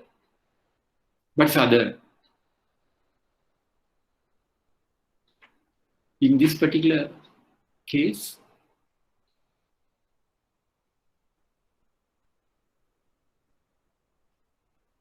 in the loan application. Now here, what I'm, because of the time factor, in the loan application, when you are getting the loan application, in most of the banks, in the loan application, the customer is required to disclose his assets and liabilities. Am I correct? He had to give all the details. So they are saying the loan application, in the loan application, I know HMB loan application, and I think most other banks also will have, in the loan application, there is a column where they ask whether you have any life insurance policies. There's a column where they are asking whether you have any life insurance policies. So if you have a life insurance policy, you are required to disclose the details of the life insurance policy. What is the date of the policy? What is the sum assured? What is the premium you are paying, monthly or yearly or quarterly? If there are any charge on this life policy. So the manager, when he went through the loan application, this particular column caught his eye. Manager has seen the life policy. He has seen this man is having a life insurance policy. He has taken about nearly 15 years back. He has been paying a substantial amount monthly. And the manager took his calculator and he has come to the conclusion this particular life policy will have a surrender value of more than 10,000 rupees. Why? This has been enforced for the last 15 years. This man has been paying 300 rupees monthly, and with the bonuses and all, insurers also pay bonus, which is added to the life policy. So the manager immediately asks the customer, you have a life policy for? He said, yes. Is the life policy still in force? He said, yes. Are you paying the premium monthly? He said, yes. How are you paying the premium? He said, no. They debit my account and pay. Have you taken a loan against the life policy? Customer says, no. The manager, veteran banker, took the calculator. Then he has calculated, my God, the surrender value exceeds 12,000 or 15,000 rupees. Surrender value exceeds, because he has just calculated and come to the conclusion, surrender value, according to his calculation, he has taken the calculator, exceeds. So immediately manager says, I think I can grant a loan to you against the surrender value of life insurance policy. So manager requests the customer, why don't you go to the insurance company and get a surrender value certificate? No guarantors are required. Customer goes to the insurance company, comes back to the manager with a surrender value certificate from the insurer, where the insurer has given a surrender value for 13,500, just for as an example. And insurers, they are in the surrender value certificate, there's a column where the policy is assigned to any bank or financial institution. They said no. Premium, whether premium is up to date, yes. What is the surrender value? 13,500. When you say surrender value, means the moment you surrender the life policy, insurer will pay the entire amount. That is what is called surrender value.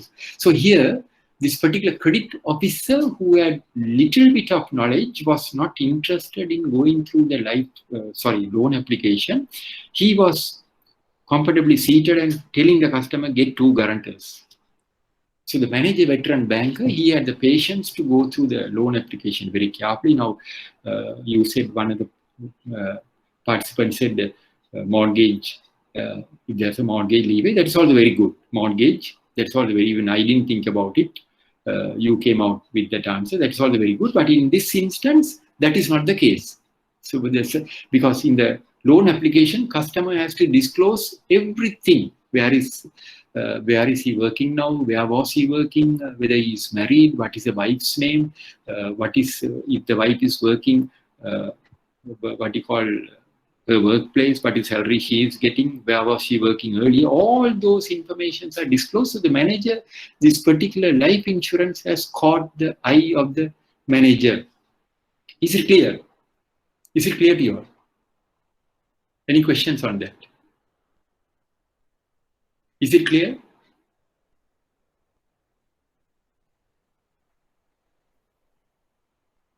If you have any clarifications, you can ask me. Is it clear?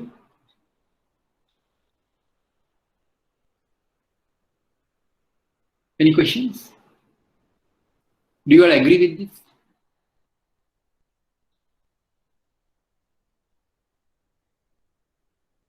You are there, no?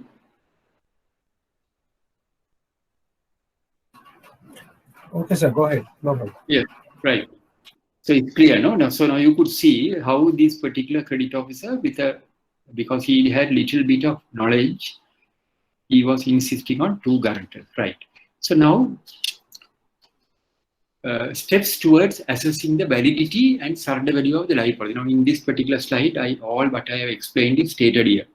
Surrender value certificate should be called for from the relative insurer.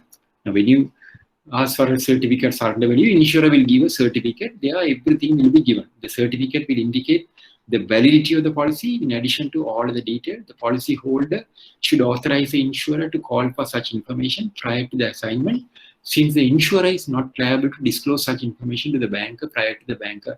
Now, if you ask from the insurer, insurer will not give, because when you are sending a letter to the insurer, get the letter countersigned by the customer. Otherwise, insurer will not give you. So this is how surrender value certificate is obtained. How do we assess the surrender value on life policy? Request for a surrender value certificate from the insurer. We ourselves could, for the interim, until the certificate is obtained, could work out the tentative value based on the policy document submitted by the prospective policy holder. Now, I could remember when I am talking about this sum assured and surrender value many years ago. I think in 1996. I think if I remember correctly, in 1996, when Sri Lanka won the World Cup. When Sri Lanka won the World Cup, there was a felicitation ceremony given by one of the leading insurer. They had a felicitation ceremony at Colombo Hilton for all the cricketers, their manager, to serve everyone. They were felicitated. There was a grand gala ceremony at Colombo Hilton. It was given by one of the leading insurer. I also got an invitation. Because in 1996, immediately after the World Cup. So I went for that particular banquet. And while this session was going on, the company announced, ladies and gentlemen, this particular insurance company, this is organized by this particular insurance company to recognize the cricketers. And they have decided to donate at that time 1 million worth of life insurance policy to each and every cricketer, including the manager. Then they immediately called their managing director of that insurance company. He was asked to come to the stage. Then there was music, and they announced Arjuna Ranathange. So he went and collected the life policy for 1 million. Like that, one by one, all the cricketers are in the silver, all went and collected the life policy for 1 million rupees. So they announced each and every cricketer, we are giving 1 million. Finally, they gave it to Mr. Dave Watmore. He was a manager. So they happily took the policy for 1 million with a nice, colorful cover file. It was presented. So when will they get that 1 million? Can you all tell me? When will they get that 1 million? When will they get the 1 million? At the maturity? Yeah, maturity or Upon death. Or death. So that policy has no value. They will get 1 million only on maturity or death. So sum assured, it could be 10 million or 15 million or 1 million. The insurer is liable to honor the claim only in case of death or maturity, whichever occurs earlier. If there's a question on that, you can answer. Now guarantee as security. Now, I don't want to talk much about it. Now, most of the banks we are not taking guarantee, because guarantee is a simplest form of security where the banker obtains a signature of the guarantor on a standard printed form, which could be readily and easily obtained. The value of such a guarantee will totally depend upon the ability of the guarantor to honor the commitment and willingness to pay when called upon by the bank. Failure to honor such undertaking will compel the.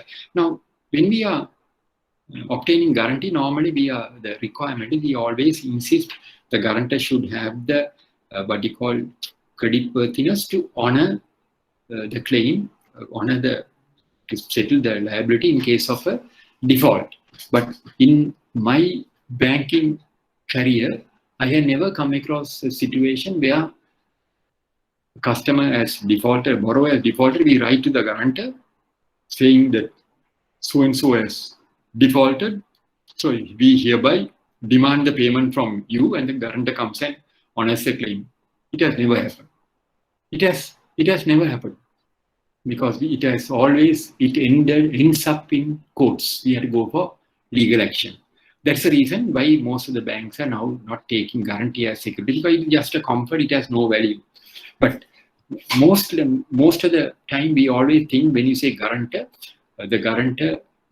we always go through the guarantor's credit worthiness, whether in case if you are granting a loan of 1 lakh to a particular person, whether in case of eventuality, whether that particular customer, the guarantor, will have the financial capacity to honor the claim. Now, I can give you a good example.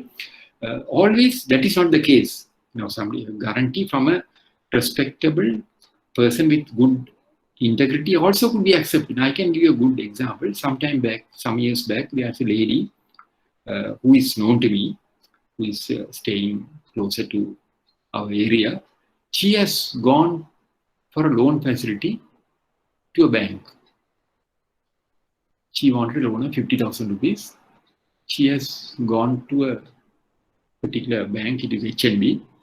She has gone and met the manager. And this lady, while talking to the manager, has told that she is known to me. This lady, so the manager has given the loan application to guarantors, and while talking to the manager, this lady has told that she is known to me. She just known to me. She's staying somewhere in the area. What do you think the manager would have told? If you are the manager, what will you do?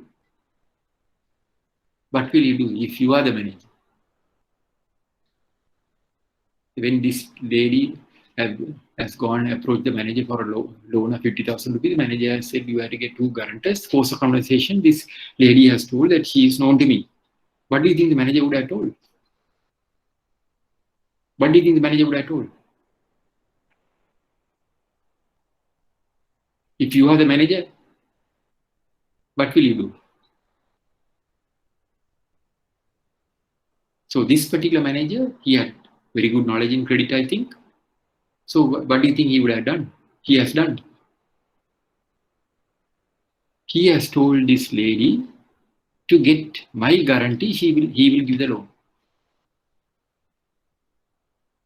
He was not bothered to go into my credit worthiness, my salary, my income, all those things. He had just told. He knew very well that I will never guarantee. So what happened? This lady came to me and said, I have gone to this bank. I met the manager. Manager said he will grant me the loan provided you sign as a guarantor. So I just know this lady, but in case if I sign as a guarantor, in case if I default, this man will be at my throat. Not only at my throat, the HNB, I am a pensioner of HNB, HNB will deduct from my pension. So to overcome, how to overcome that, I told this lady, I am a pensioner, I can't sign as a guarantor. I am a pensioner of HNB, so I can't sign as a guarantor, so I escaped it. So you could see this particular episode I am narrating to you, it is not the credit worthiness of the guarantor we look into it. Exceptional circumstances, if that particular person guarantee is very valuable, we accept it without him ascertaining his income. Because here the manager, you could see this particular manager. Later I gave a call and told the manager, why did you tell? He said, no boss, she came and told me that she is known to you. So I said, you shouldn't have suggested my name. No, there are so many people, why are you suggesting my name and putting me into difficulty? But he, he wanted my guarantee because he thought if I signed as guarantor, his advance is safe. He's a very prudent manager. He thought my advance is safe. Why? Because he knows very well if I sign, he knows because he has come for my lectures and all, he knows that this man will never sign as a guarantor unless he is sure of this lady. And even if he signs as a guarantor, in case if this lady had defaulted, he knew very well that I will prepay the loan. But here he was not. He didn't go the extra mile to ascertain my income, my pension, my nothing. He only wanted simply my signature. So remember, guarantee always we are under the impression we have to see the credit worthiness of the guarantor. It's not the case always. If you come across a situation where a person, a respectable person, a person with high integrity signs as a guarantor, that has more value than a person with high net worth, because such people, you can always get their assistance to recover the loan in case of an eventuality. Is it clear to you all? Now, personal guarantee is a weak security. Prior to the acceptance of the personal guarantee as security, the guarantor's source of income and financial net worth should be established to ascertain their capacity and financial ability to meet the commitment under the personal guarantee given in case of an eventuality, which results in the principal borrower's failure, inability to honor the commitment. A guarantor undertakes to settle the debts of the principal in case of a default. So remember, guarantee, now this is the good olden days. During our time when we started our banking career, guarantee played a major role. But today, under today's context, most of the banks are now not taking guarantee because they have realized taking a guarantee is a useless security, because you can't realize your exposure. You have to write letters after letters. Ultimately, that will end up in litigation. You have to go for legal action. Then guarantee and indemnity. What is the difference between guarantee and indemnity? The difference.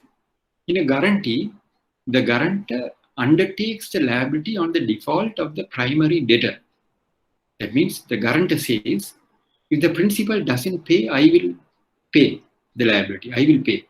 In an indemnity, the indemnifier undertakes to be primarily responsible for the debt. The indemnifier undertakes to be primarily responsible for the debt. Now, guarantee, indemnity. Now we are coming to advances against cash. Now, is there any questions from what I have explained to you all?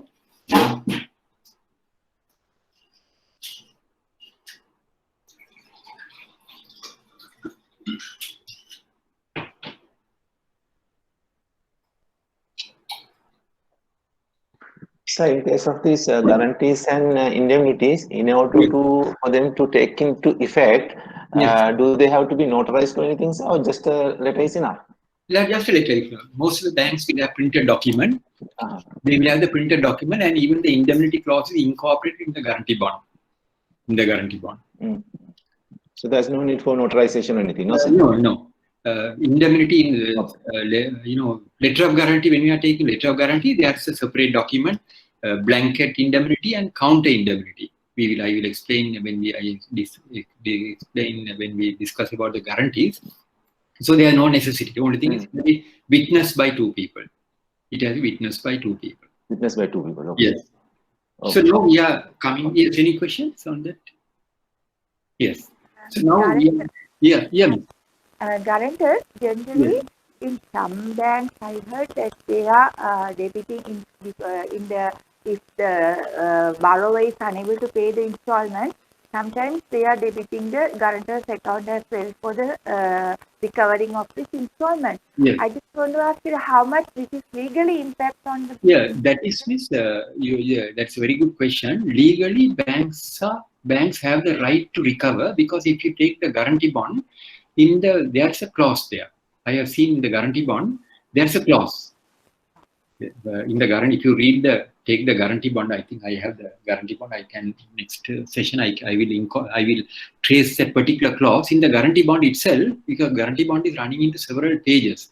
There's a clause I have seen. There's a clause where the customer is giving blanket authority to the bank to debit his account at that branch or any other branches of that bank. There's a clause there. There's a clause there, but normally we don't use it, but there's a clause. Yes. Normally we don't use it, but there's a clause. If you see, if you read the guarantee bond, no guarantor will sign. If you read the guarantee bond, so there's a clause. I think lien clause. There's a lien clause or something is there, but you have to be very, very careful because there's a case. I think one of the leading banks. I think I don't want to disclose the name of the bank. One of the leading bank, they lost a case. They lost a case. Why? Because they are utilize the guarantor's account to recover a liability which they have granted to another customer. And this particular customer sued the bank, and the bank lost the case. The bank lost the case. I think I have this thing. They lost the case because the court held you can't use it. But most of the banks, that clause is there. I am sure HNB guarantee bond, that clause is there. In even Pan Asia, Union Bank, the other banks where I worked, I think that clause is there. That clause is there. But the only thing is we normally don't use it, but we tell the customer. We do it with his consent only do it, but most of the customers they don't give that consent. They don't give the consent, but we have that cover. That clause is there. I think next session I can show you the particular clause. I'll have to trace it. Right. Anything else? Hello, sir. Yeah. At the point of default, is there provisions to cease salary? That means directly get the applicant salary to the financial institutions. That means hold the salary. What are the provisions legally available? That's a disturbance. Yeah. Can you repeat it? Yeah. As I'm asking, at the point of default of the customer, what are the provisions available in the act to seize his salary? That means seizing the salary. Seizing the salary. No, miss, I don't think you can seize the salary. You can't seize the salary. You can't seize the salary. You can seize the salary. You have to go to courts. We have no authority to seize the salary. We have no authority. If a customer defaults or the guarantor defaults, we have no authority to seize the salary. To seize the salary, we have to go to courts. We have no authority to seize the salary. Okay. But the only thing is, before granting the loan, we get a commitment from the borrower's bank where they undertake to remit the salary, irrevocable undertaking they are giving to remit the salary. You follow? If a customer takes a loan, before granting the loan, we ask the customer to get a letter of undertaking from his employer confirming that his salary will be remitted to the bank. That undertaking is an irrevocable undertaking, not a revocable undertaking. Irrevocable undertaking. You know, sometimes we take revocable undertaking. That is not. We get an undertaking from the customer's employer. He will confirm we hereby irrevocably undertake to remit Mr. So-and-so's salary to your bank until the loan is settled. And they say this irrevocable undertaking will remain in force as long as the customer is in our employment. So if the customer resigns, and goes to another place, then they are not liable. So they give undertaking. We will remit the salary, irrevocable undertaking. We remit the salary as long as the customer is in our service. So, what do they mean by service? In case if the borrower is dismissed or sacked due to some disciplinary action, they are not liable.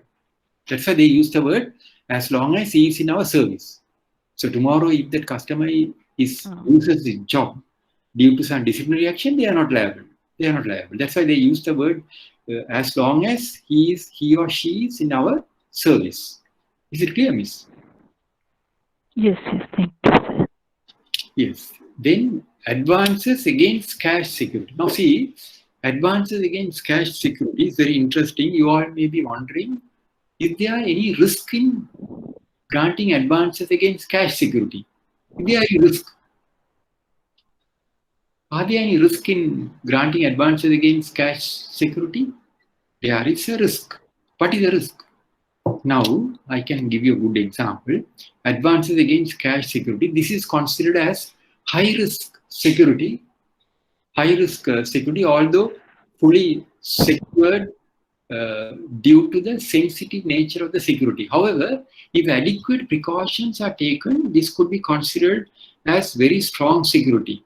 Now, before coming to the documentation aspect of it, you all would have come to know, or you all may be aware, major frauds have occurred in this particular security in some of the leading banks. I don't want to mention the names here. Some of the leading banks, millions, 150, 250, 300 million rupees, the banks have lost due to fraudulent documentation. How did this occur? Advances against cash security. It's a high risk security. Advance against cash is a high risk security. So when you say advances against cash security, we have to ensure that the deposit holder signs the letter of set-off. That is a document where he authorizes the bank to take his or her deposit as security and grant the loan. Now, what happens is in some of these banks, some of the people. So that's what we always say. I always say in banking, you should not trust anyone. You have to be very cautious, careful of the happenings. You have to be extra cautious. So in banking, we have to take our own precautions. So here, what happened? Certain people, some of the people in that particular bank branch have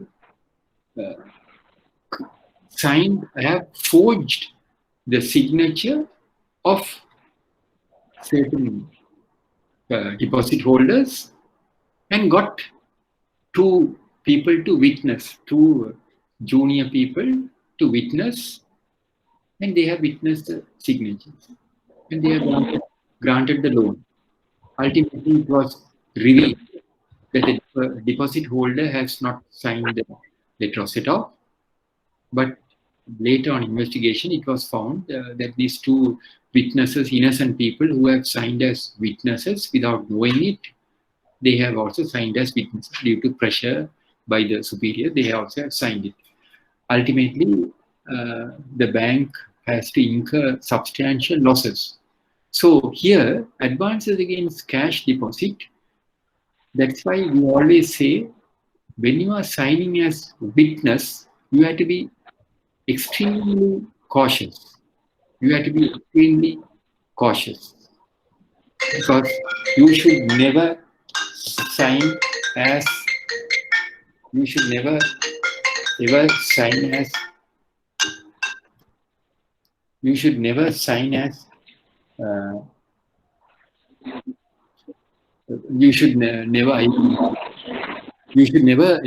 sign as witness. One moment.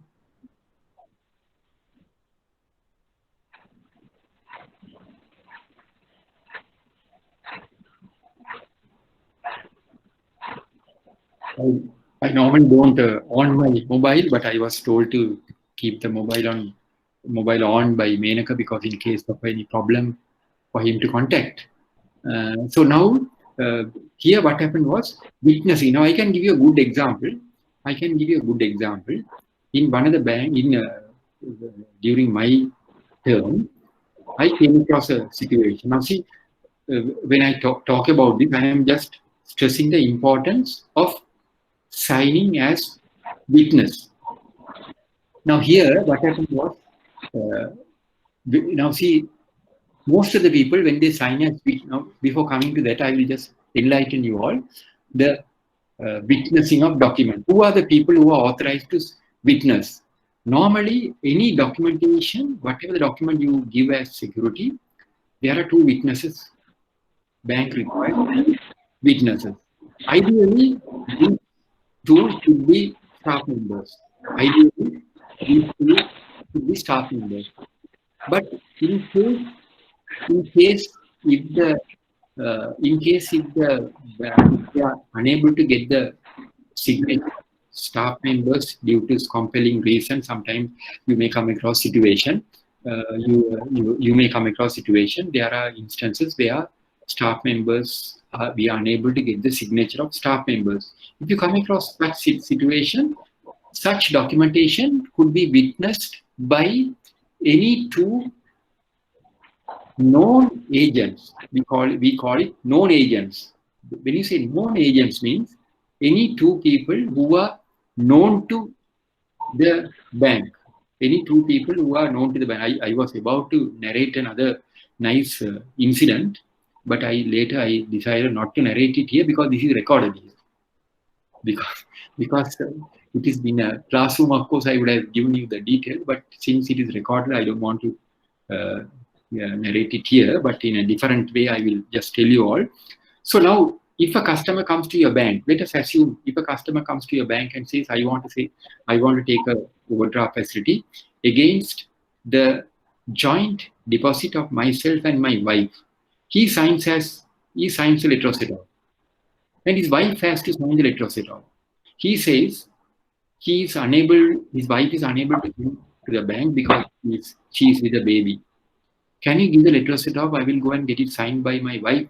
Will you give it? Will you give it? If the customer says, my wife is unable to come, can you give the letter of settlement? No, you won't give it. You won't give it. So in such a situation, if the customer says, I am unable to, my wife is unable to come because she is with a baby and she is unable to come, so you won't give the letter of settlement. So what is the alternate mechanism, alternate option you will take? I go in there and witness the. That's right. You will go there. You will go there to the customer's residence, speak to the wife, get the wife's signature, and you will witness it. You should never ever.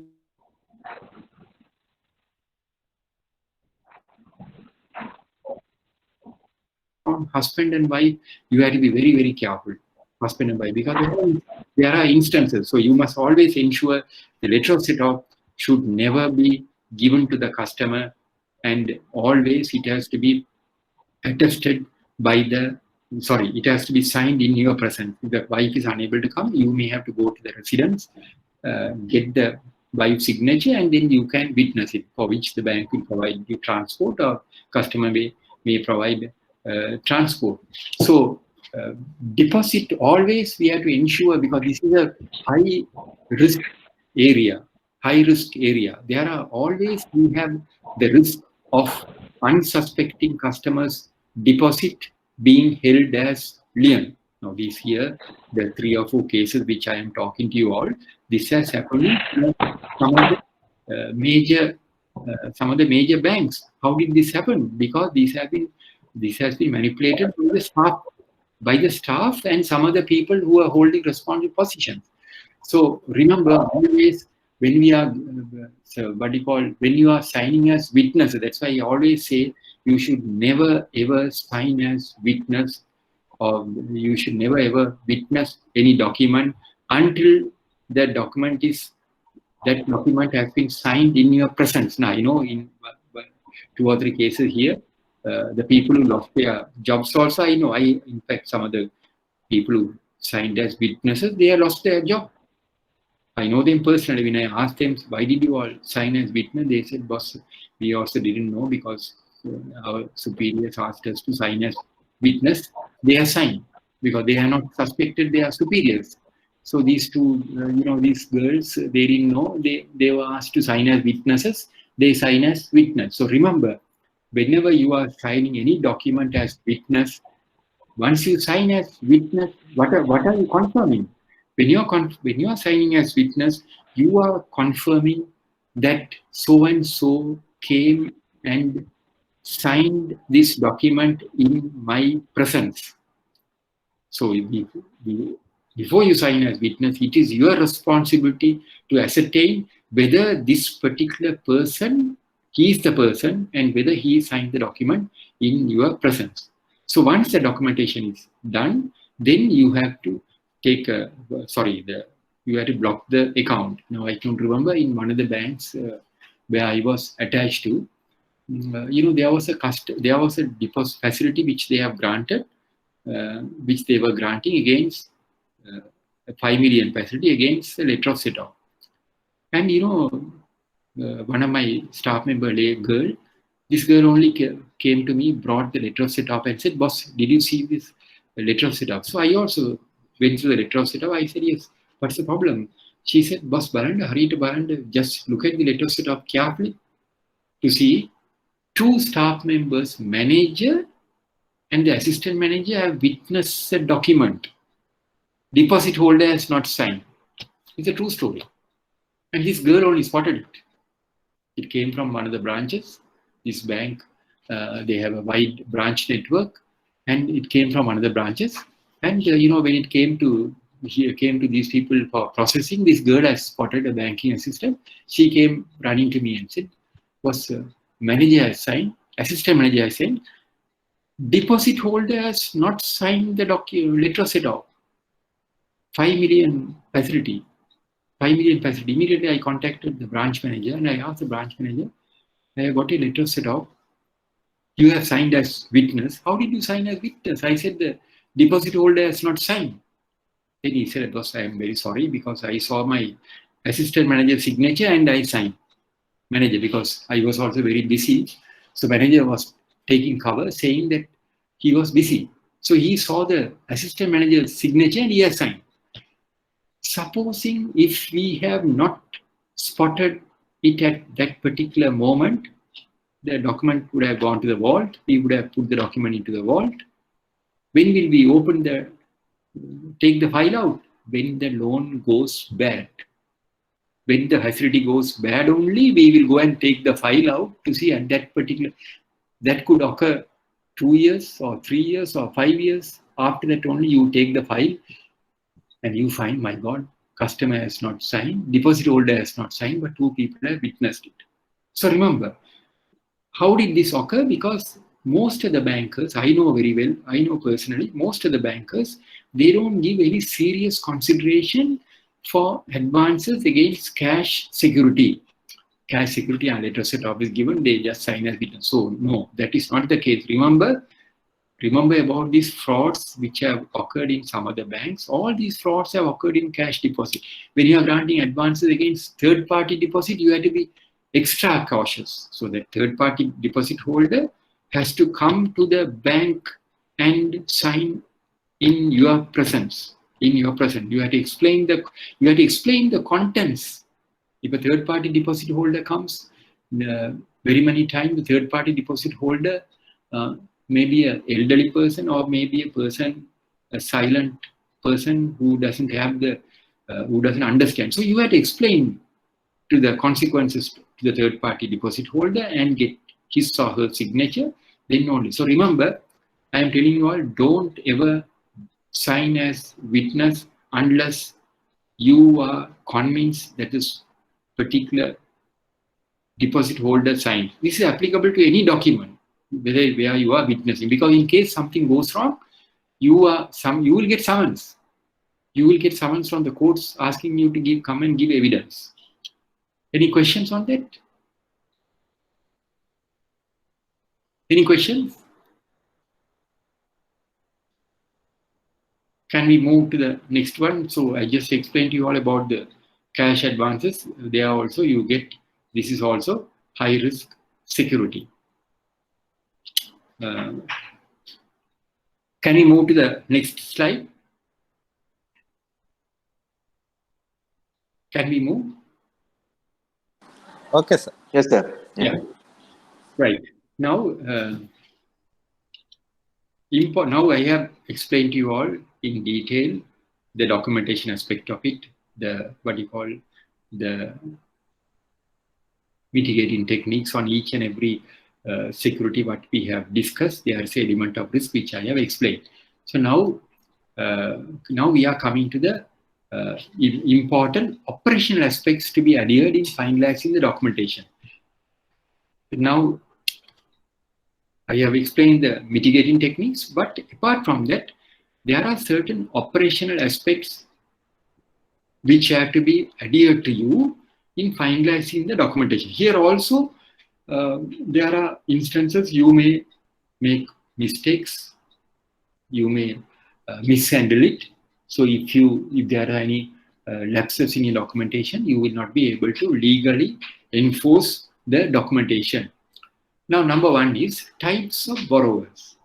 On each and every loan memorandum, when you are preparing credit memorandum, there is a column where you are supposed to disclose the legal entities of the borrower. So, in other words, whoever comes to your bank for a loan facility, you have to put them under one of these category. I don't have to explain. I am sure you are matured enough to understand individual joint. If I come to your bank for a loan facility, you have to put me under individual. If I come for a loan facility with my wife, I am a joint borrower. Like that, these are the categories under which, I think you are matured enough to understand under what category you have to put a customer who comes for a loan facility.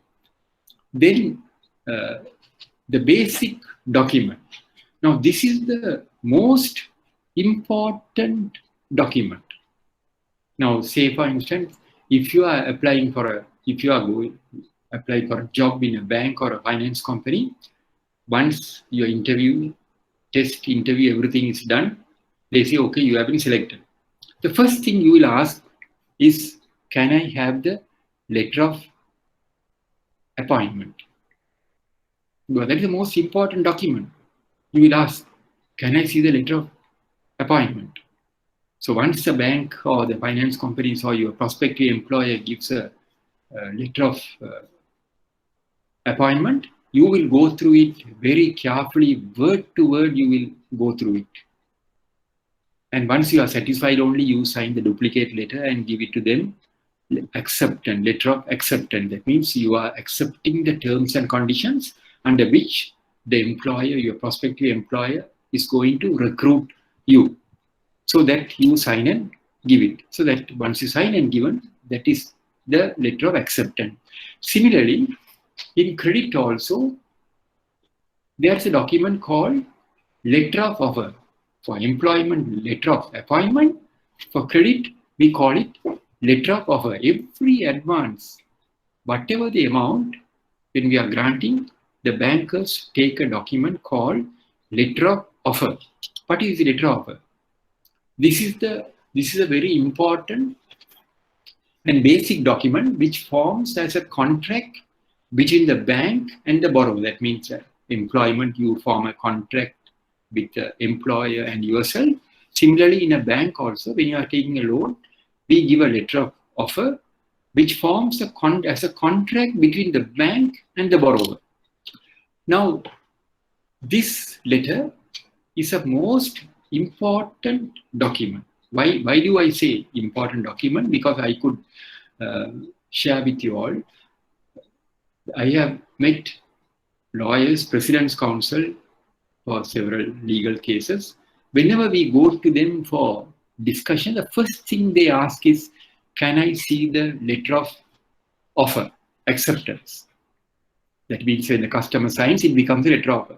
So they want us to submit that. So we take that and give it to them. My God, they used to sometimes spend hours going through the letters. Leading President's Counsel, I don't want to mention the name, they go through that. Then he will give it to the assistants and tell the assistants, can you go through it? Letter of offer, I have gone through it. Go through it very carefully. So word to word, they go through. Why? Because that is the major component of the documentation. So when you are preparing the letter of offer, you have to be very careful. Contents of the letter should be worded in accordance with the bank's credit policy, circular instructions, approved stipulations.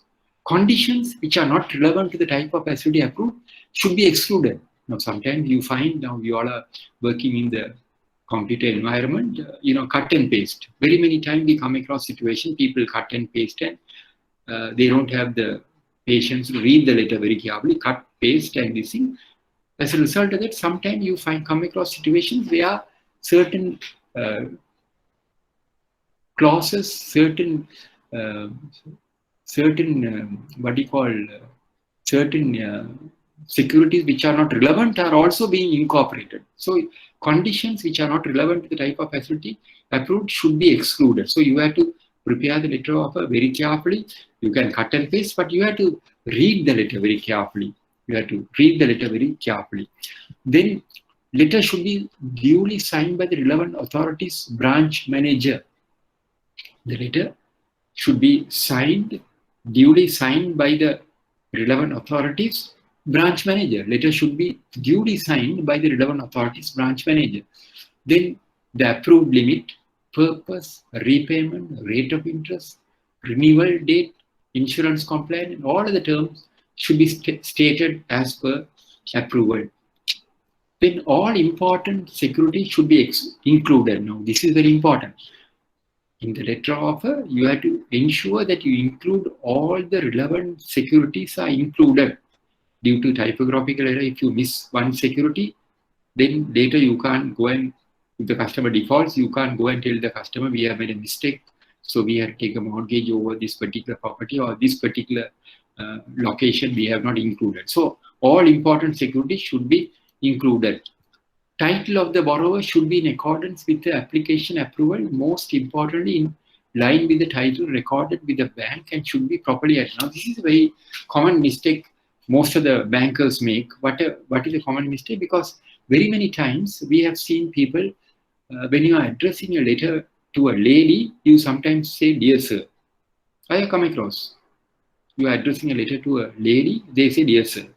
Why? Because they are cutting and pasting, copying and pasting. As a result of that, when they are addressing that part, they forget to change it, because that could end up in a legal challenge. A brilliant, smart lawyer can come to courts and he can argue and say, "No, this particular letter is not addressed to my client." So this is a very common lapse which people tend to make. So the title of the borrower should be in accordance with the application approval, most importantly in line with the title record, because this is a common mistake. Then once the borrower signs the letter, it becomes the letter of acceptance and an important component of the security. Once the borrower signs the copy, it becomes a letter of acceptance, because he is accepting the terms which have been dictated by you, even if he has not signed the mortgage bond. Let us assume that customer has not signed the mortgage bond. Due to there's some delay, mortgage bond has not been signed and you are granted the loan. But still, if you have this particular document, this is a very strong document, basic document, letter of offer. Then, when you are granting advances for limited liability companies, important stipulations to be adhered to. Now, borrowing powers should be examined. Certified copy of the article association should be obtained. Certified copy of the latest form 28, all those. Then employees of the company, even if they hold a high position, do not have any legal status to execute documents on behalf of the company. Certificate of registration under the Companies Act of 70 confirming re-registration. Then board resolution authorizing the borrowing and confirmation of its borrowing power. Now these are the documents when we are granting advances to for limited liability companies. Now board resolution, remember, board resolution is an important document when we are considering any facility to a limited liability company. Not only facility, even to open an account. A limited liability company, even to open an account, we are insisting on a board resolution. Now I can give you a good example. The importance of documentation and the importance of reading the grammar and the documentation word to word. Now in one of the banks I was attached to, I could remember there was a board resolution given. These are good things for me to share with you all. Board resolution given.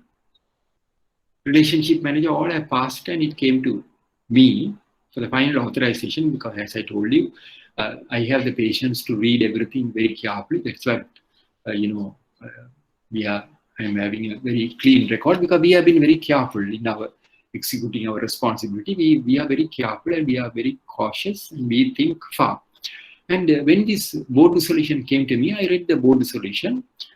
Normally in the board resolution, what do you say? We say, in consideration of this bank granting facilities amounting so much or whatever the amount, we hereby, it was agreed to sign this document, to sign that document, like that. The word sign in that particular board resolution format, the word sign was typed in 11 places. It's a very interesting case. The word sign was typed in the board resolution in 11 places because as in accordance with the format which the bank has given. The branches, the bank, this particular bank's branch has given a format of the board resolution to the customer. The customer has signed the board resolution, prepared the board resolution, certified by the company secretary. 11 places the word sign was there. What happened? When it came to me, I read it very carefully. This word sign, S-I-G-N, has been replaced with the word sing, S-I-N-G. So that is a typographical error. It's a genuine typographical error. Instead of typing sign, the person who typed has typed sing. At the request of this bank, it was resolved to sing, not to sign. They have said, 11 places, they have said, at the request of the bank, we hereby agree to sing, not sign. In case if you get a document like that, will you accept it? Will you accept it? What is the problem? Will you accept it or not? Sign has been replaced with the word sing. Will you accept it? Yes or no? You are the manager. You have got the document. The word sign has been replaced with the word sing. Will you accept it? Can we accept the document? No, sir. No. Yes, you can't accept it. Why? Because when I Definitely court written reject Yes. the case or any case is there. So when I told the particular branch manager, outstation branch manager, I spoke to him and I told the manager, we can't accept this document. The manager asked me, sir, why can't you accept it? Is it a big problem? I said, no, we can't accept it. So I told the manager, we have to get a fresh document. Assuming that we have accepted this document, let us assume that we have, I'm giving you as an example because in documentation, you have to be very careful, every word matters. So assuming that we have accepted, let us assume that we have accepted this document. The manager asked me, he was asking me, sir, is it a major problem? Can't you accept it? I said, no, Mali, we can't accept it. You have to get a fresh one.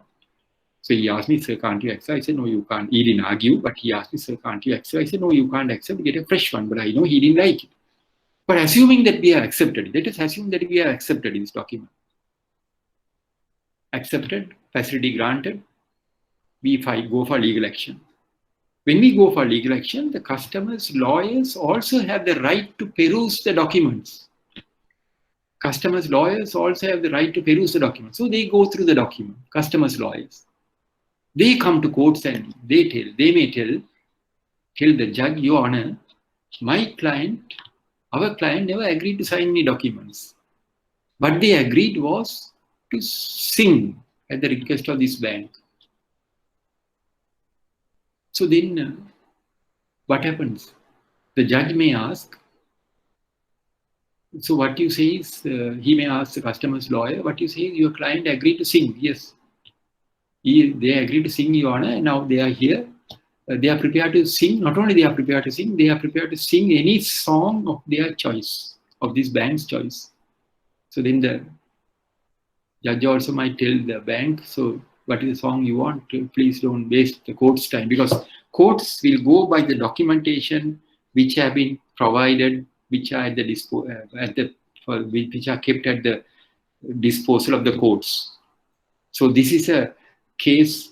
I am giving as a good example because here documentation plays a major role, because We know very well, because when a facility goes bad, when we are gone for litigation, we know the amount of time the lawyers spend in perusing the documents. Now, in this case, if we are gone to our lawyer and if he has perused it, and the lawyer would advise the bank, you are at a very weak wicket, because this board resolution is not a valid document.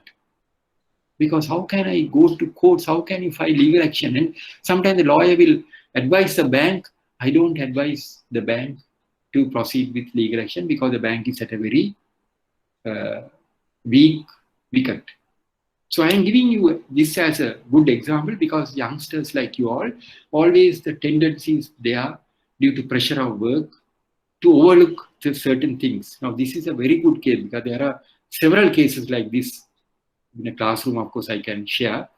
So several cases like this. So you have to be very careful when you are reading the document. Don't just, if it's a printed document, of course, you don't have to worry. But these type of things, when you are giving to the customer types it, I don't know, it's a genuine mistake or it could be a willful mistake also. We don't know. We think it's a genuine mistake. Sometimes the customer may have willfully made this blunder, so that for him to overcome any eventuality which he may have to face in case the bank goes for litigation. Is it clear to you all? So now, partnership, now limited liability company I gave you as an example, partnership and sole propriety concern. Now when you say partnership and sole propriety concern, important stipulation. If I am the partner of a firm, myself and my brother, we are running a business, ABC, or A and B company.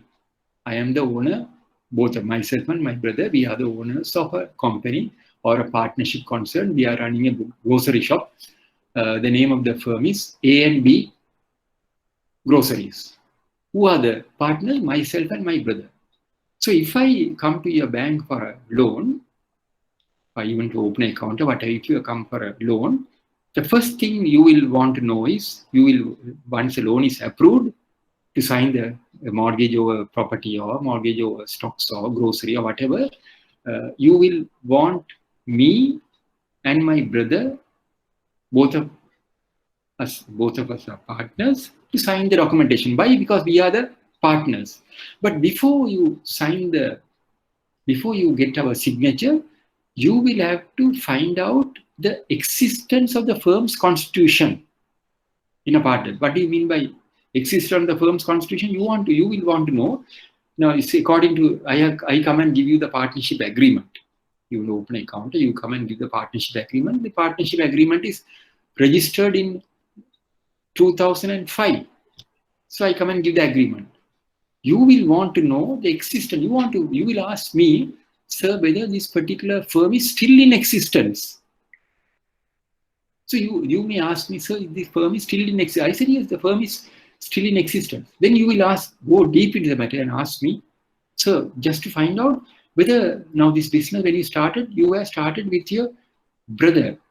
Am I correct? I said, yes. So still it is the same. The constitution is the same. No. Then I said, no, it's not the same. Now I have changed it. Now I have changed. Earlier I started with my brother, but now my brother is dead. So I have got a friend of mine as partner. So that is what we mean as existence of the firm's constitution.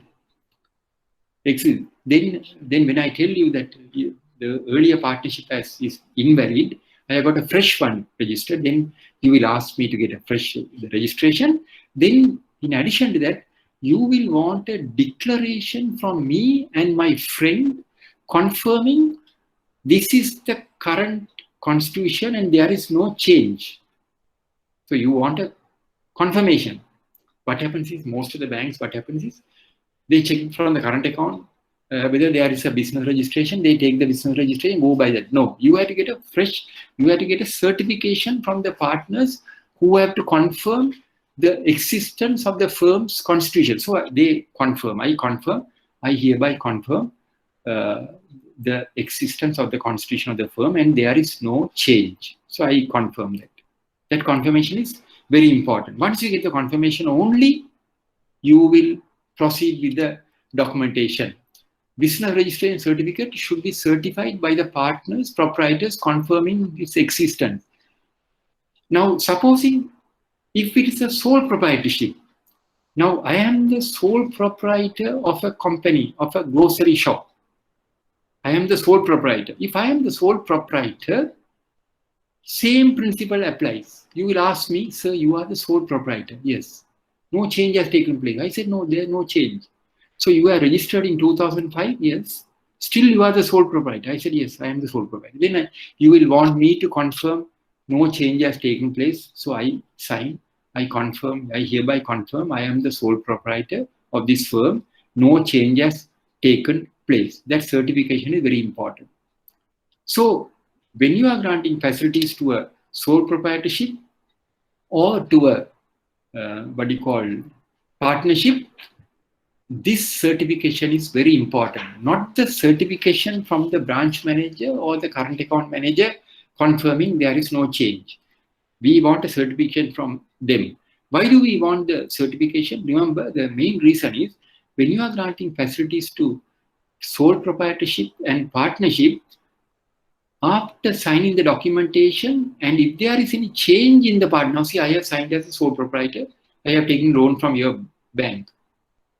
And later on, after signing the document, tomorrow I have gone and made it a partnership with a friend of mine. At the time of signing the document, I was the sole proprietor. After signing the documents, I go and convert this to a partnership because I feel that I am now old, so I want a succession plan. So I get a friend of mine, or I get a brother of mine, and I said, I feel, I am going old, so there should be a succession plan. So I want to get another person, a friend of mine, a close friend. I get my friend. So if I convert it to a partnership, after signing the document, the documentation what I have signed as security to your bank becomes null and void.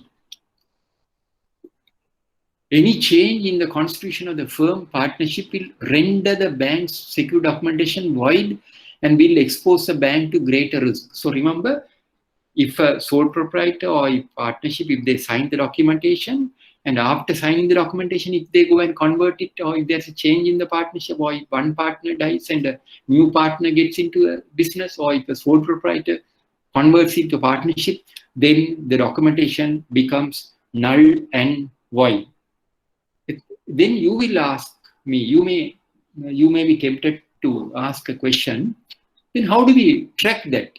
After signing the documentation, after signing the documents, tomorrow I go and convert it to a partnership, or a sole proprietorship, I convert it to a partnership. How do we track that? Can you all tell me, how do you track that? Now, after signing the document, I can go and convert it into a partnership. I can change the partners. What is the mechanism available to you as a banker to track that document? Can you all tell me? How do you track it? Once you grant the loan, I can always go and track it. Once you grant the loan, I can always go and convert it to a partnership or change the partners.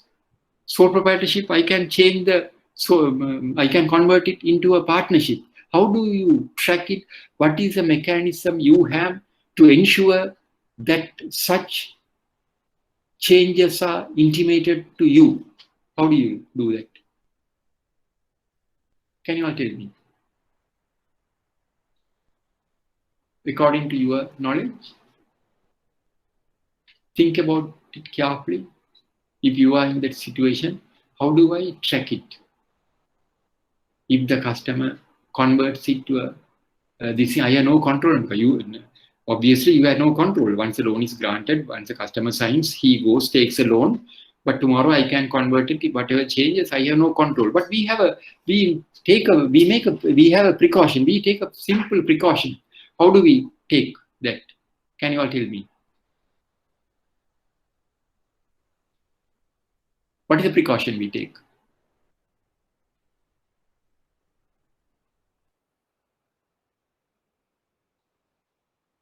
I'm sure you all will know the answer if you think carefully. If you are the bank manager, if you are the credit officer, you know very well, my God, this man I am granted the loan. I know very well the documentation.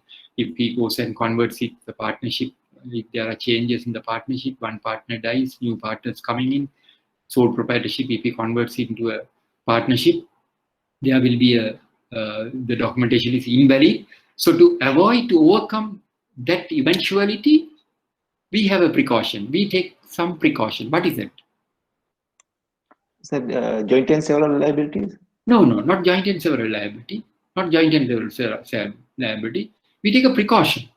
We take a precaution. By making that precaution, customer is obliged to inform you of any such changes. I'm giving a clue. By making that precaution, by taking that precaution, customer is obliged to intimate to you of any precaution. It's kind of a letter of undertaking, sir. Sorry, yeah, letter of undertaking. That is also there. Yes, letter of undertaking. You are excellent. That is also there. Letter of undertaking. You have some. Yes. Affidavit? Not affidavit. Yes. Affidavit. Yes, affidavit is also there. You are also somewhere closer.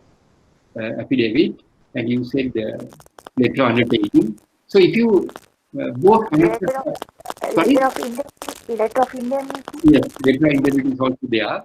Yes, letter of indemnity. So all three answers what you all have given are correct.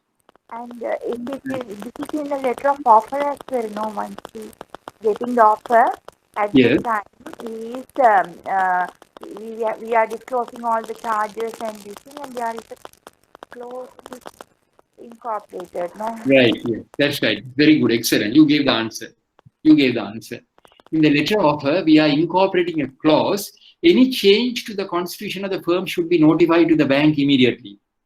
Am I correct, miss? Any change? Yes, that is what, yes, excellent. You are given. All three answers are correct. Even somebody said the letter of undertaking, that is correct. You said letter affidavit, that is also correct. Indemnity, that is also correct. So we have taken all three precautions and put it in one sentence. But then what is the sentence? We are saying any change to the constitution of the firm should be notified to the bank, and customers agrees in the letter of acceptance. We agree. So we are putting the clause. Any change to the constitution of the firm should be notified to the bank. So why we are putting it? Because unlike limited liability company and limited liability company, partnership and sole proprietorship concern, remember, if there's a change in the partnership or in the change in the constitution, the documentation becomes invalid. Documentation. Very many times I have seen in some of the banks, when we ask for this, the manager, current account officer signs it. We don't want such confirmation. We want the customer to confirm there is no change. And if you are putting that clause, even if there is a change, customer is legally liable to inform the bank. We are covered. But if it is a what do you call limited liability company, you don't have that problem. Limited liability company, directors can change. They can even change the name of the company. They can even change the name of the company. But the documentation is valid. Now, if there are bankers here, some of the banks, even now, if I take Sampath Bank, when they started, what was Sampath Bank's name? There are some Sampath Bank people also here I could see. What was the Sampath Bank's original name? Can you all tell me? I think there are some Sampath Bank people. Sampath Bank, when the bank started, what was its name? Sampath Bank. Original name? It was not Sampath Bank. I could very well remember. I think they started many years ago, nearly 40 years back. And I think when they started, Sampath Bank, it was started by Mr. New Jawadna.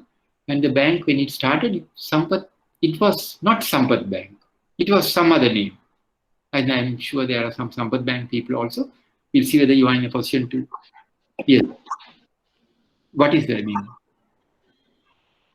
Sampath, when it started?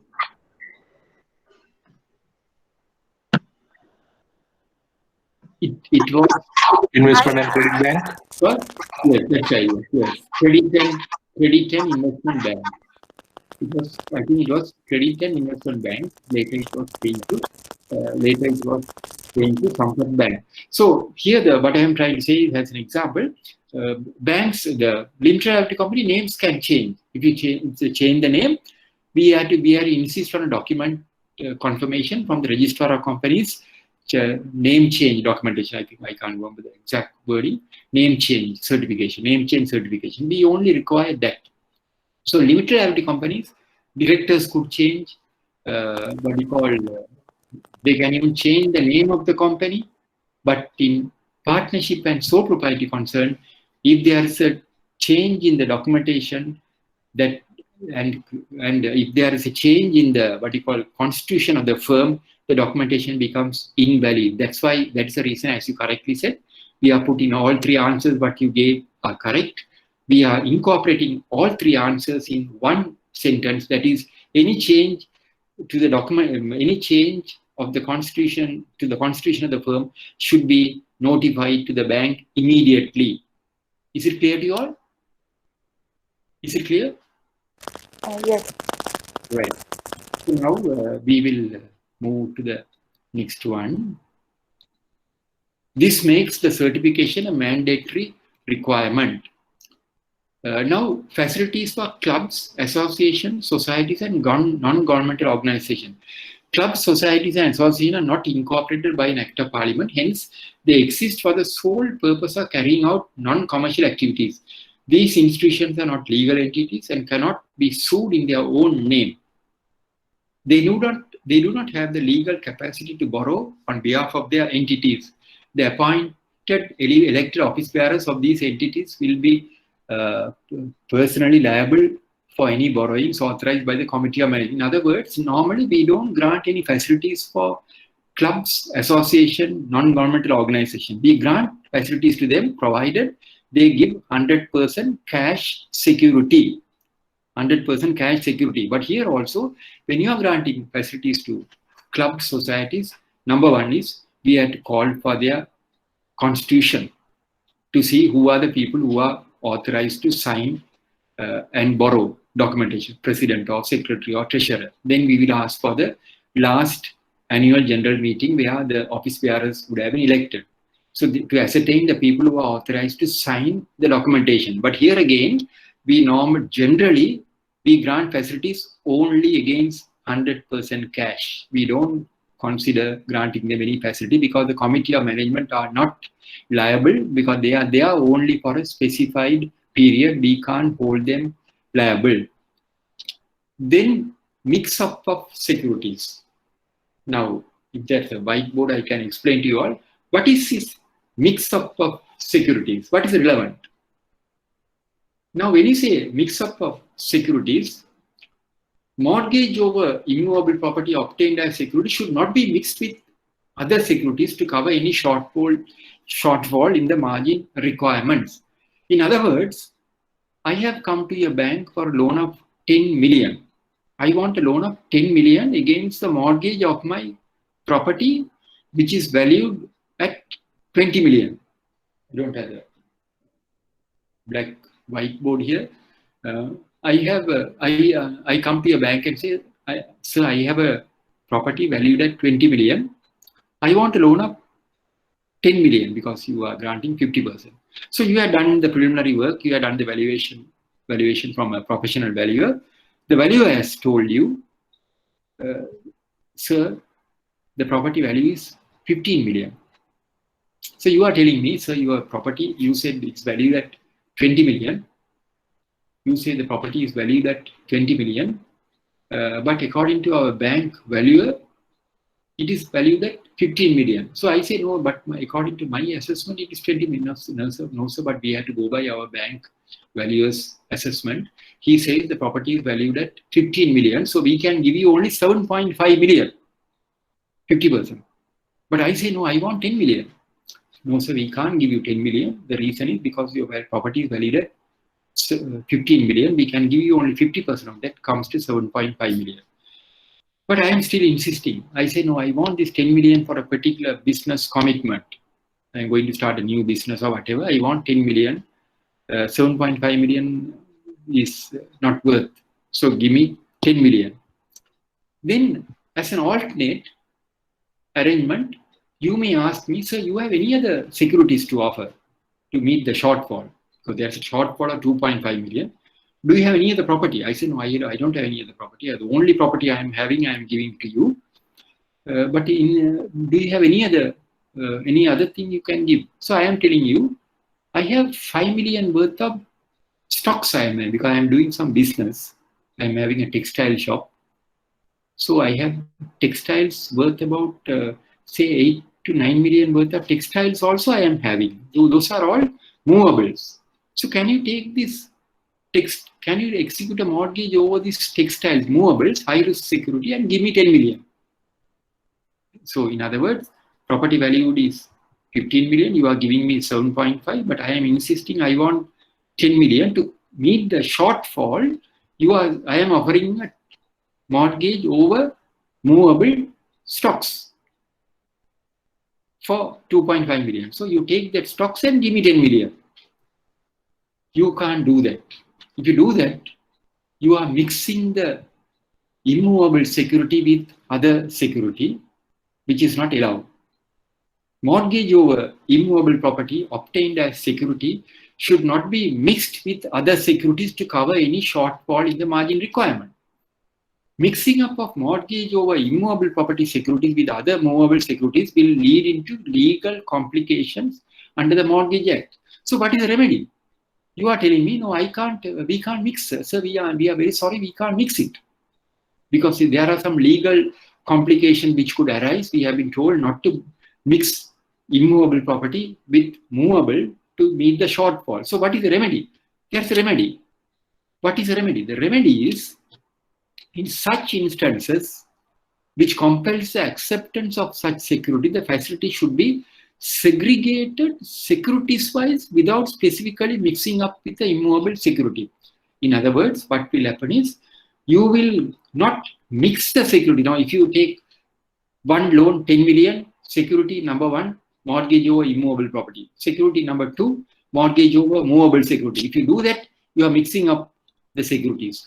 So to overcome that stipulation, what you do is, you have to segregate it. Segregate means you will grant loan number 1, 7.5 million security, mortgage over immovable property bearing assessment number dash.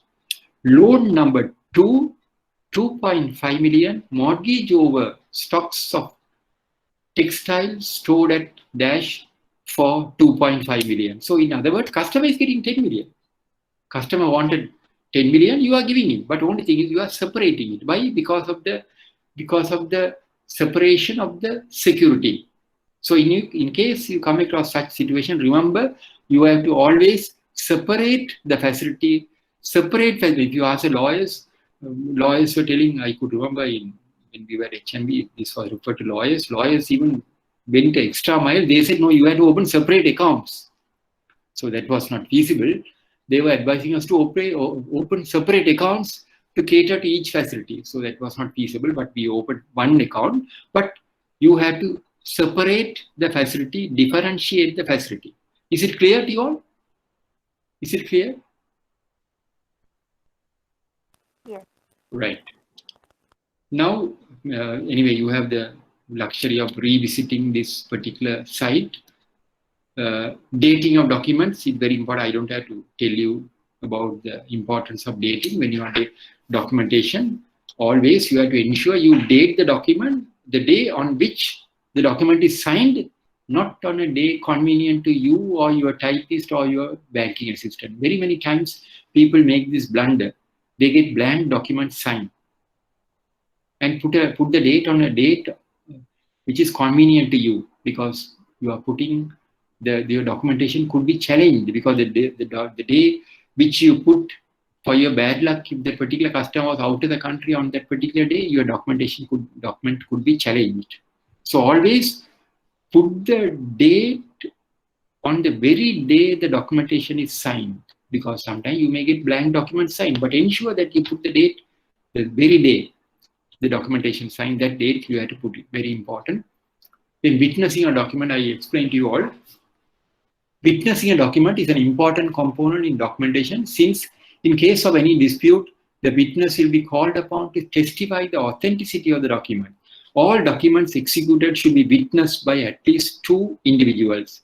The Prevention of Frauds Ordinance necessitates the witnessing a document in order to prevent forgery or any dispute which may arise. The bank staff witnessing document should understand this stipulation. Now, witnessing a document is an important component in documentation, since in case of any dispute, the witness will be called upon to testify the authenticity of the document. All documents executed should be witnessed by at least 2 individuals. The Prevention of Fraud Ordinance necessitates the witnessing a document in order to prevent forgery or any dispute which may arise. The bank's staff witnessing documents should understand. I explained to you all. Who could witness documents? It is desirable and advisable that all witnesses who witness the documents are staff members. They should actually witness the signing of the documents by the relevant parties and place their own signatures, and most importantly, place their respective staff identity card number. In instances where the documents are witnessed by non-staff members, such witnesses should be the known agents of the bank, and their identity should be established by indicating their NIC numbers and the private residential address. What do we mean by known agent? That means if a customer is, if you are unable to get a document witnessed by the staff members, it could be witnessed by a person who is known to the bank. That's why we call it known agent. That's why we have defined that witness as a known agent. A person who is known to the bank also could witness the document. So by getting their signature, you have to get their identity card, copy of the identity card and their private residential address. Then execution of documents on a power of attorney. Now you have to be very careful, because there may be instances, sometimes you may come across a situation where a customer says, you know, I have got the power of attorney to sign the documents. So when you come across such instances, you must not accept it without getting the concurrence of your branch lawyer or a legal officer, because you don't have the mechanism to ensure the validity of the power of attorney. The power of attorney is a vast document. There are general power of attorneys, there are special power of attorneys, there are specified power of attorneys. So you may not have the mechanism, you can go through it, but to be on the safe side, it is always advisable to refer all power of attorney. I could remember when we were at HNB, I don't know the stipulations now, there was a circular, there's a circular that all power of attorney should be referred to the bank's legal division. They have to authorize. The branches and the others are not authorized to accept any power of attorney, because we have to refer the power of attorney to the legal department, and they have to go through the power of attorney and they will confirm the validity of the power of attorney. So to be on the safe side, because power of attorney is a very vast document, you don't know whether this power of attorney is, whether this particular power of attorney is valid or not. Now I can give a power of attorney today, tomorrow I can cancel it. So I may have given a power of attorney 10 years back to somebody. Following month I would have cancelled it, and that person who is in possession of the power of attorney may come to your bank and say, yeah, so and so has given a power of attorney, I am having the power of attorney. How do you know whether this power of attorney is valid or not? So there's a mechanism. You may have to go back to the original person, you may have to ask that person whether he is in here or abroad, and ask and get confirmation from him whether this power of attorney is valid. You have given a power of attorney 10 years ago, whether this power of attorney is valid. Then in addition to all the precaution, to be on the safe side, refer the power of attorney to the bank's legal department and get their confirmation. Then you are on the safe side. You don't have to worry. So remember, power of attorney, accepting power of attorney, you have to be very careful. Then registration stipulation. Now whenever we are all secure documentation what we have taken, there are certain registration stipulations. All movables to be registered within 21 days at the appropriate land registry. If I have mortgaged my stocks of textiles in say in Colombo or say Batramulle or Moratuwa, that particular mortgage has to be registered with the registrar of lands in Moratuwa, that particular area. If a charge is created over an asset of a limited liability company, such charge should be registered additionally with the registrar of companies. All mortgages executed on motor vehicles should be additionally registered with the registrar of motor vehicle. For immovable properties, there is no mandatory period. For immovable, there is no mandatory period, but it is advisable to ensure its registration promptly. Now, for movables, it is mandatory within 21 days you have to register with the appropriate land registry, because if you send it after 21 days, you will not get the legal cover. It is not valid. It is not valid in law if it is registered after 21 days. For immovable, there is no mandatory period, but still for all, to ensure that we get the priority, it is advisable to register it as quickly as possible. For movable, remember, for movable, you have to register within 21 days. Then, right. Any questions on that? Any questions? Title certificates, I mean the BIM service certificates, I heard that within 21 days the mortgage bond should be registered. Yes, yes. Is it correct? Sorry? Is it true? Yes, yes. Movables, we have to register within 21 days. Movables, we have to register within 21 days. Movables.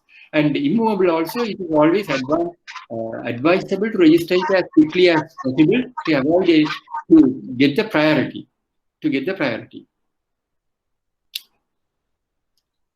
Is it clear? If the immovable, we have the priority notice, then we are in the safe side. Yes, yes. If you have the priority notice, you are the safe side. But still, for all, it's better to register it as quickly as immediately as possible. Immovable property, as you correctly said, we always get a priority notice. We register the priority notice till the mortgage bond is registered. Am I correct, Miss? Till the mortgage bond is registered. So And now, there is a question. If with the power of attorney, can this person sign as an agent and sign as a mortgager? Can't? No, he can't do it. You can't do it, Miss. I have come across such situations. Now, if I have given the power of attorney to my friend, Mr. A, I am authorizing my friend to act on my behalf. So that doesn't mean my friend can go and utilize my deposit and take a loan. He can't do that. He can't do that. We have come across such instances. It's a good question, because we have come across such instances where, people, when I give a power of attorney, why I am giving a power of attorney? I am giving a power of attorney to Mr. A, who is a close friend of mine, because I am a person who very often travel abroad. So I am unable to ensure my physical presence. So I am authorizing him to sign on my behalf. So that doesn't mean that my friend can go and utilize my deposit and take a loan for himself. He can't do that. He can't do that, because I have authorized him to sign on my behalf. I have the good question you asked me. I have come across such instances. Some people, although we have given the authority to that person to sign on my behalf, he goes and sign a letter of set off. He can sign letter of set off, but that letter of set off should be used, empowers only for my borrowing and cannot be used for any third party borrowing. Is it correct, Miss? Yes, sir. Yes. Yes. Right. Now, before moving to the next one, let us re-examine the types of securities and assess our understanding.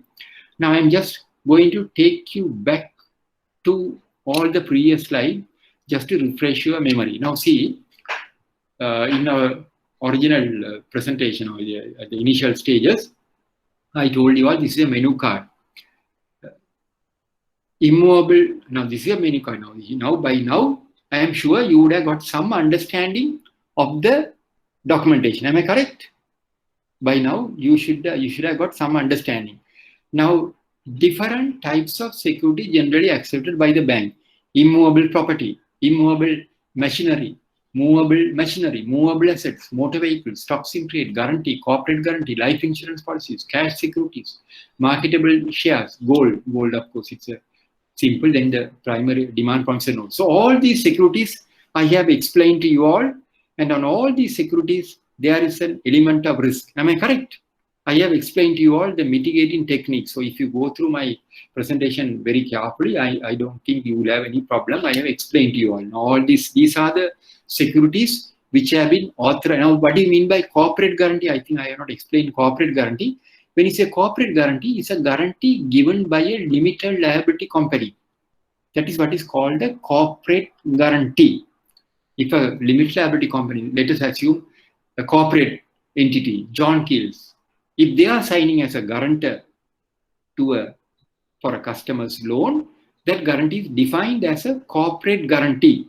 So when we are taking their guarantee, that should be supported by a board resolution where the board has authorized, empowered them to give that guarantee. Otherwise, their guarantee is not valid. That is what is meant by corporate guarantee. So I have explained to you all these securities in detail. I have explained to you all. I have narrated a lot of stories to you all so that it will remain with you all. So now I am moving to the next session, a very important session and an interesting session. Major risk apart from our documentation. The bank is not only exposed to a greater risk due to the carelessness in the execution of documentation and its management, it also faces a major risk in realization due to an eventuality beyond its control.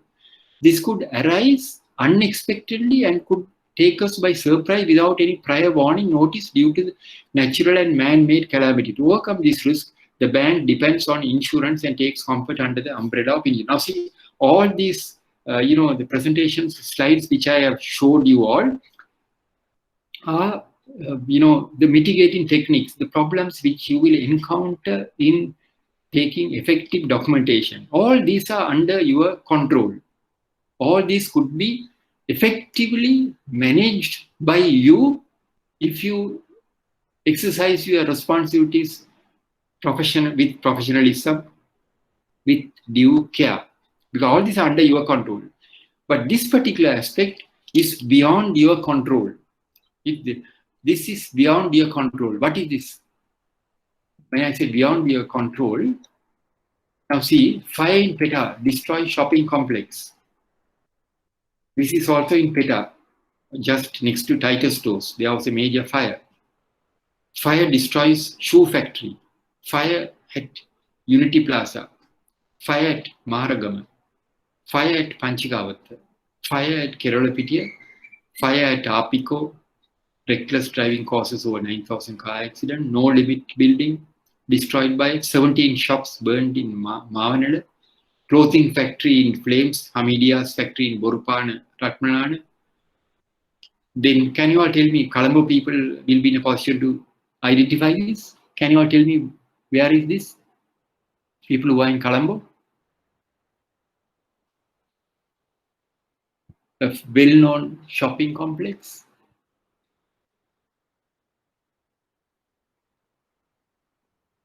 Overnight, I think this occurred daytime. It is Cool Planet, Bathramulla. It's cool, no more. Retail chain stores reduced by Inferno at Bathramulla. Now see, this is due to major floods. Due to major floods, it has gone underwater.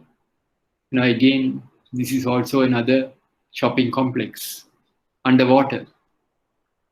Now risk faced by banks, man-made natural calamity. Now mobs destroyed Sri Lanka's largest pasta factory this immediately after the Easter Sunday attack in Colombo, so somewhere in Minuanguda. The total loss was estimated to be in the region of 700 million. Now I want you to concentrate on this particular slide. Just look at this particular slide.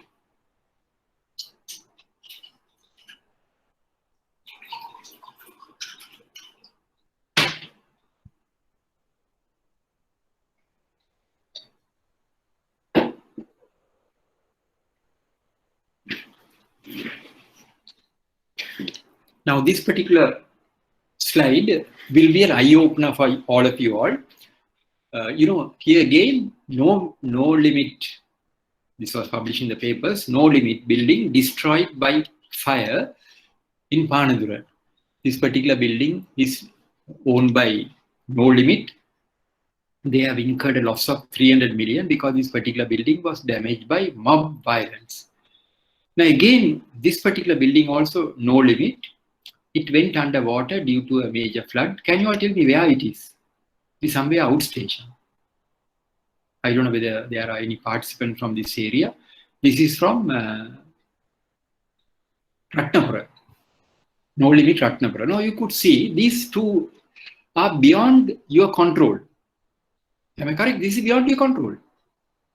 You have no control over this. How do you mitigate this type of risk? How do you, this is beyond your control. One early morning when you are coming to work, somebody is coming and telling, this particular factory or the shopping complex has completely gone. So how do you overcome these two aspects? Now I can give you a, just to brief you all.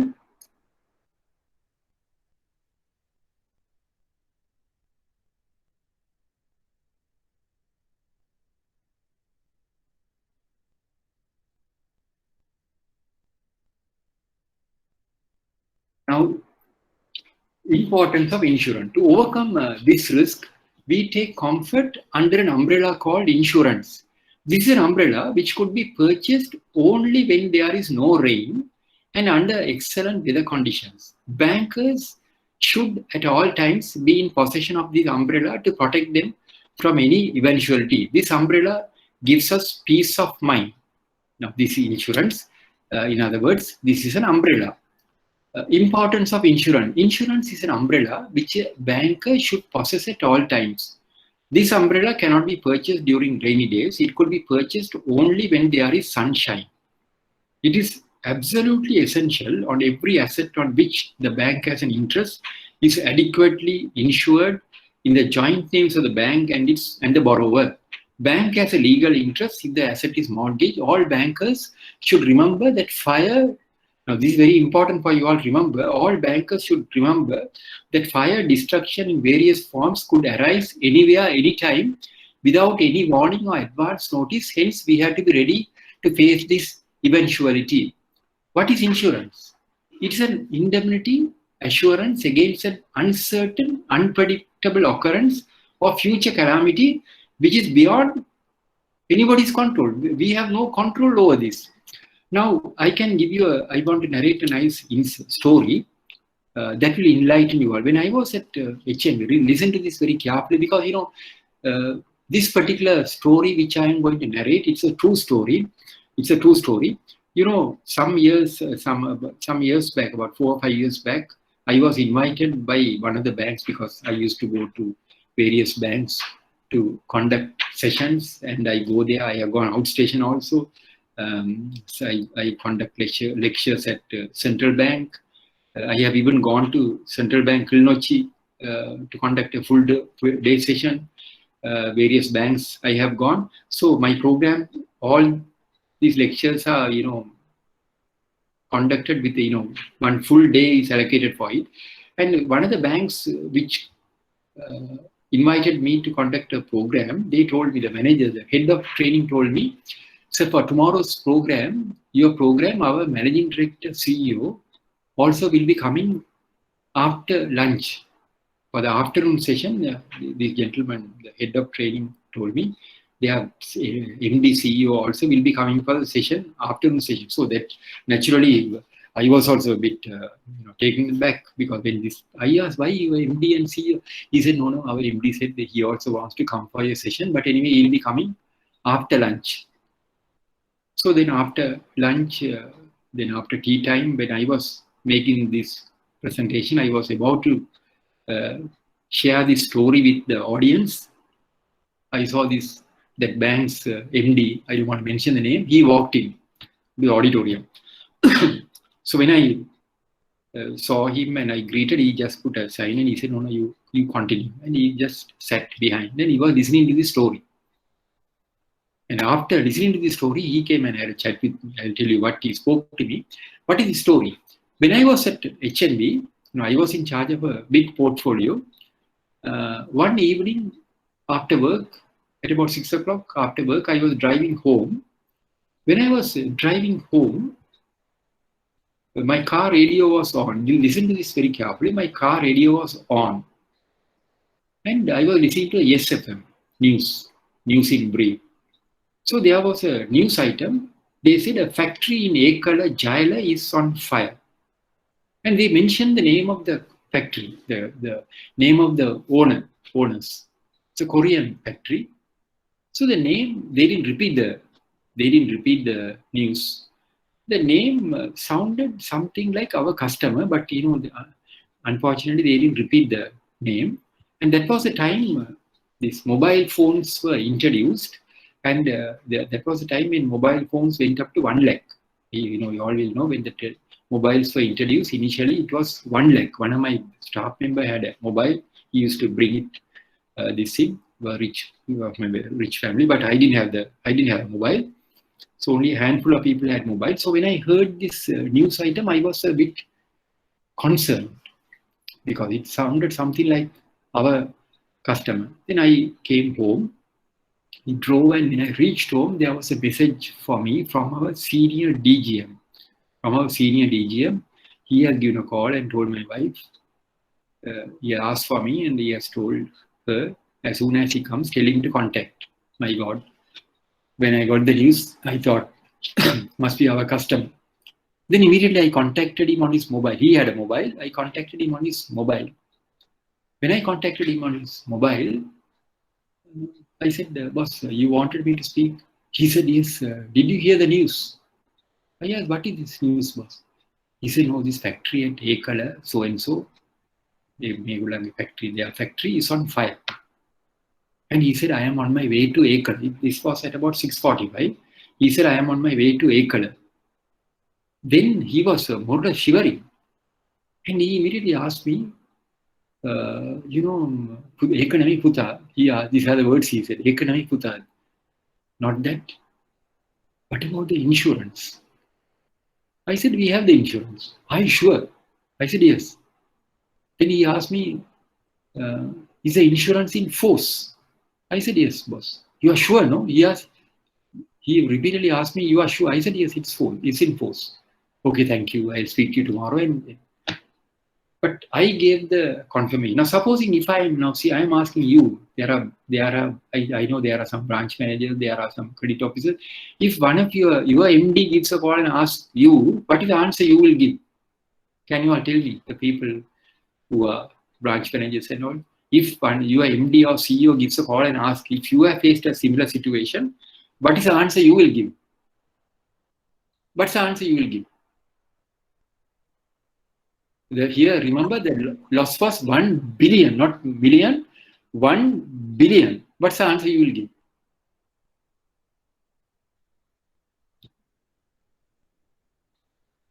If you are in that situation, and your MD or CEO gives a call and asks one of your customers' warehouse is burning, and he gives a call and asks you, did you hear the news? It's on fire, I am on my way. What is the insurance? What is the answer you will give? What's the answer you will give? So if you are silent, your MD might ask, can you hear? You will ask. Then you may sometimes say, no, I can't hear, something wrong with the phone, and you will cut the line. No, then you will redial. What is the answer you will give? We also can give the same answer if we are thorough enough about the customer's issues. Yes, that's right. Very good. Excellent. That was the answer I expected. You also will give the same answer, saying that insurance is in force. Now, you may ask, now in my case, without even checking the insurance, I gave the confirmation, saying the insurance in force. How did I give the confirmation? Because I was very, very strict as far as insurance was concerned. I was very strict when I was at HLB. I always give top priority to this insurance. So I never allowed any insurance policy to lapse because I had that comfort. I was confident of that. Why was You may ask why were, what made me to give that confidence, that assurance? Because we were very careful, we were very concerned, because our managing director of the bank at that time, he was always very strict on insurance. HNB's managing director at that time, Mr. RNC Vijayathlakar, he was one person, he was always very strict on insurance. Every time when we meet him, he used to ask about insurance. Because why? Because there was a special circular issued by the managing director where he has said all insurance policies covering the policies which are assigned in favor of the bank should be renewed on the due date. And if the bank is unable to renew due to unavailability of funds, you have my authority to debit the customer's account and renew it. There's a special circular blanket cover given by the managing director to all branch managers, relationship managers, where he has authorized. He has told, you are authorized to renew the policy, debit the customer's account and remit the premium and renew it. If it's a savings account, debit suspense account debtors, renew it and ask for covering sanction. And if there are any non-renewal, the staff members will be held personally liable. So because of that, not only because of that, that gave us that motivated us to ensure all insurance policies are in force. So under my purview, we had about 1,000 customers. So I was very strict as far as insurance was concerned, because there was an officer who was monitoring the insurance. So I was very strict with him. Periodically, I also used to go to his table. I used to sit with him and go through all the policies one by one, and I go through the portfolio and see whether expiry date, whether all these policies are renewed.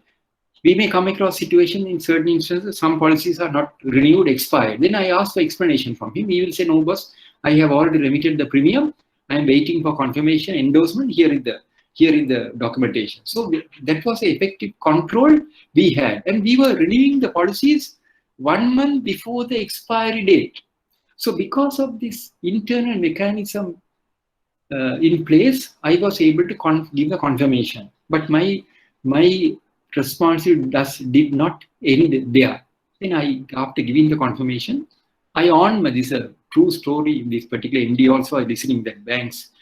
I on my TV, Sirasa News, 7 o'clock, Sirasa News headline.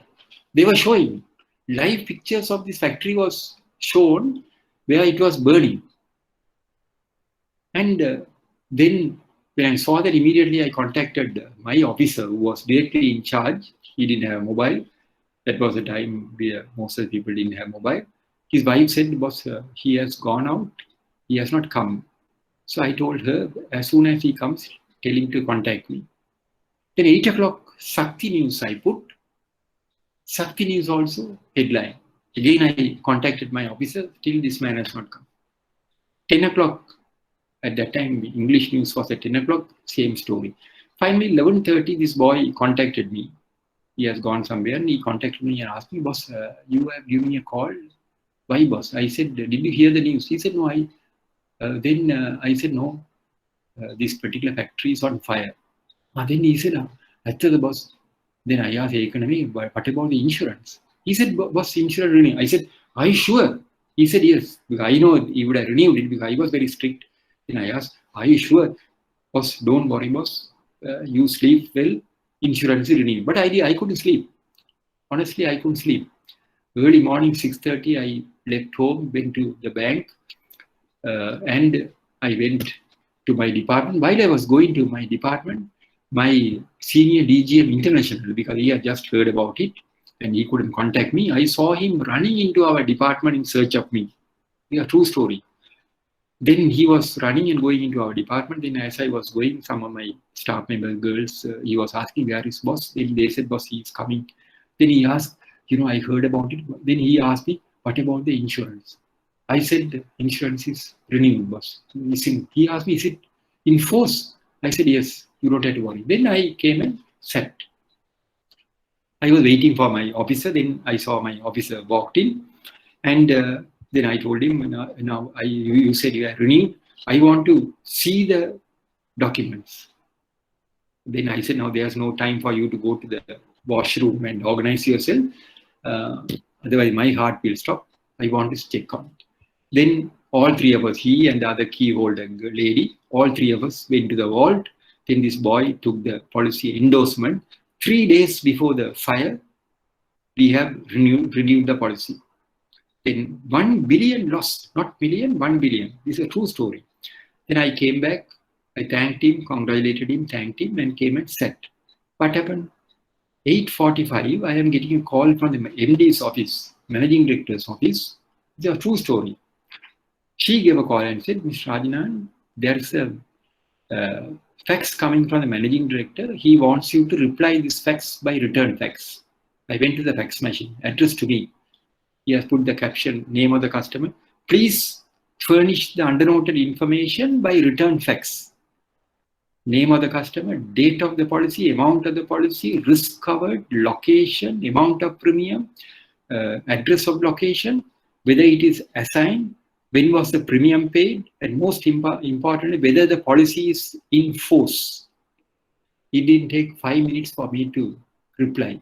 I immediately replied, faxed it back to the Managing Director. Then I took the fax and went upstairs to meet our top people. They were at a meeting about this. Why 1 billion? Not million, 1 billion. So I interrupted them and I said, there was a message from the Managing Director. I have responded and I gave the memo fax copies to them.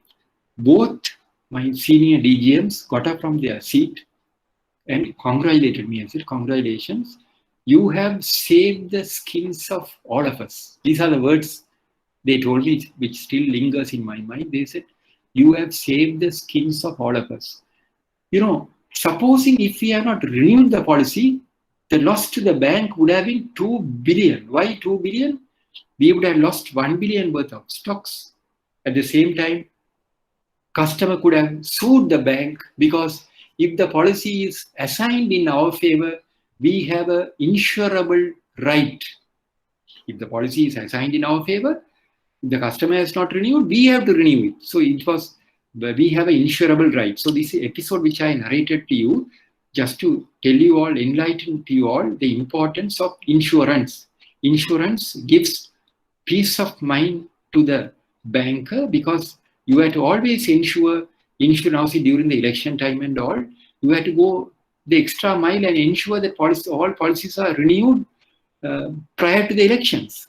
So now this is this episode which I have narrated to you all just to enlighten you of the importance of insurance. You have to ensure that with what we call this fire, this is man-made calamity, natural calamity.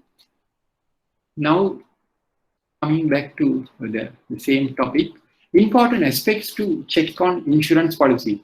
Insurance should be obtained to cover the full value of the asset and not the facility amount. Remember, you have to get the insurance to cover the full value of the asset. Now, if I have taken a loan to buy a car, I have purchased a car for 5 million, but I was short of 2.5 million. I come to your bank and take a loan of 2.5 million to to meet the shortfall on the purchase of the motor vehicle. Then you have to insure the motor vehicle. You have to give the insurance for the full value of the vehicle, not the loan value. Am I correct? Loan, not the loan value. This is a mistake. There are people who make these mistakes. Insurance should be obtained to cover the full value of the asset and not the facility amount. Location of the asset, description of the asset, serial number of asset, mortgage should be checked with the policy. Now, when a policy document is received, you have to ensure, if it's a classroom, of course, I would have gone deep into the matter, but the policy document is received, just don't go and lodge the policy document. Check the asset, location of the asset, whether the address is correct with the mortgage bond. Description of asset, serial number of asset, mortgage should be checked. Then insurance policy should be assigned in favor of the banks, as an assignment will prevent the borrower from making any claim direct and effectively protects the interest of the bank. Now, insurance policy should be assigned. Why are we assigning the policy in favor of the bank? Because in case of a claim, now see, if I have mortgaged my car to your bank, and if I meet with the accident, and if I lodge a claim with the insurer, if the policy is assigned in your favor, the insurer will not honor my claim without your approval. He will always refer to you.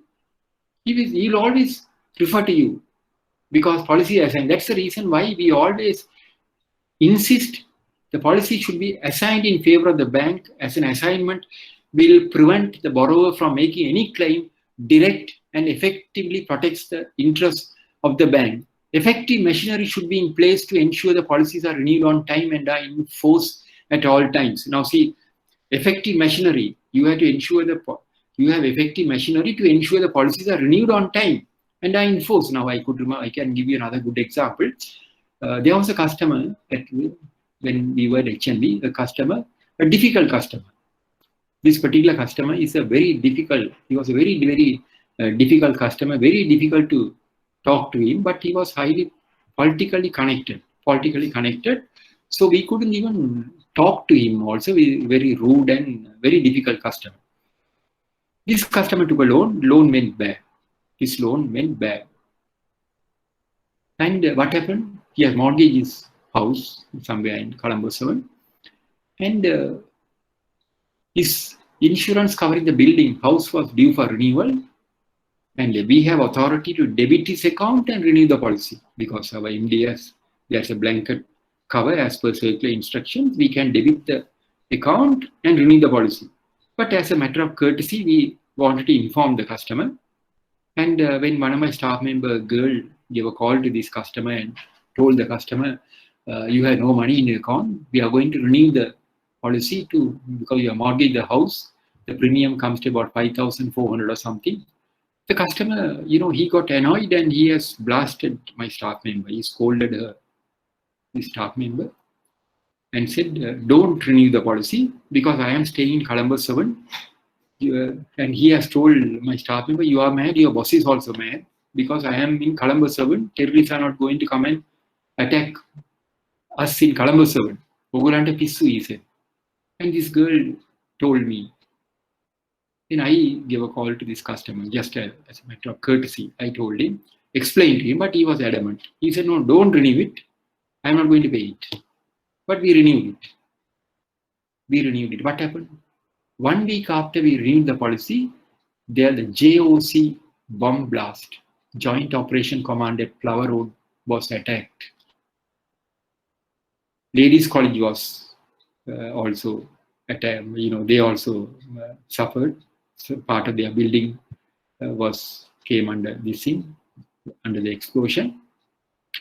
Some of the houses in the vicinity were damaged, including this customer's house was damaged. This is a true story. He came running to us. I could remember he came with his briefcase, running into our bank in search of me. And he has tamed and he was really down, came to me, I could remember dashing into our bank in search of me, and he said, sir, he was calling me sir also. My policy, have you all renewed it? I asked why.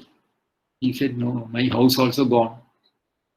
Then I told him, when I asked you, you said, yes sir, I'm very sorry, my house also has gone. His house completely gone. But what happened?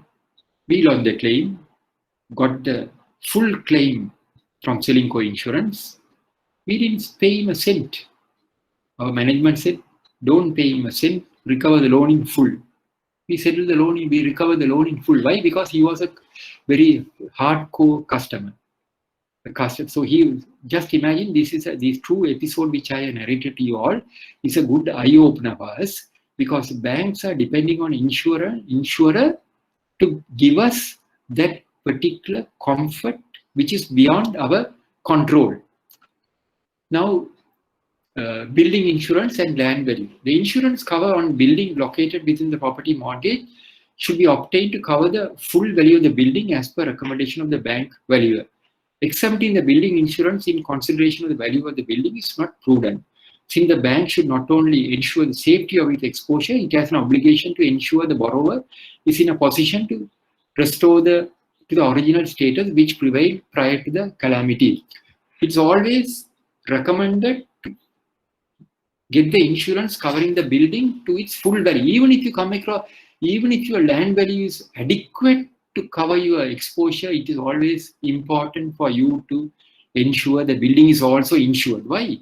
The reason is, as bankers, we are not interested in recovering our liability by settling, by disposing our security, because we also have a national obligation as bankers. We are taking security to meet an eventuality, but that doesn't mean when the customer is in difficulty, we want to sell the property and recover our liability. No. So that is the reason, even if the land value is adequate, still we insist on the building insurance. Why? Because the building is the main component on which the customer is operating. So we have taken a mortgage over the particular property, the land value is more than enough, but still we want the building insurance. Why? In case of eventuality, we are not going to tell the customer we are going to sell the land and recover our loan. No, we want him to get back to this business as soon as possible. So if you have the building insurance, that will give us comfort and give the customer the comfort for him to rebuild the business as quickly as possible, because we are not interested in disposing the land and realizing our exposure. Then building insurance. Now fire insurance. Now I am I will finish it by 12:30. I can finish it.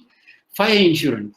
If I ask you about the wristwatch merchant who had taken a facility from your bank by mortgaging the wristwatches, is it necessary to take a fire policy?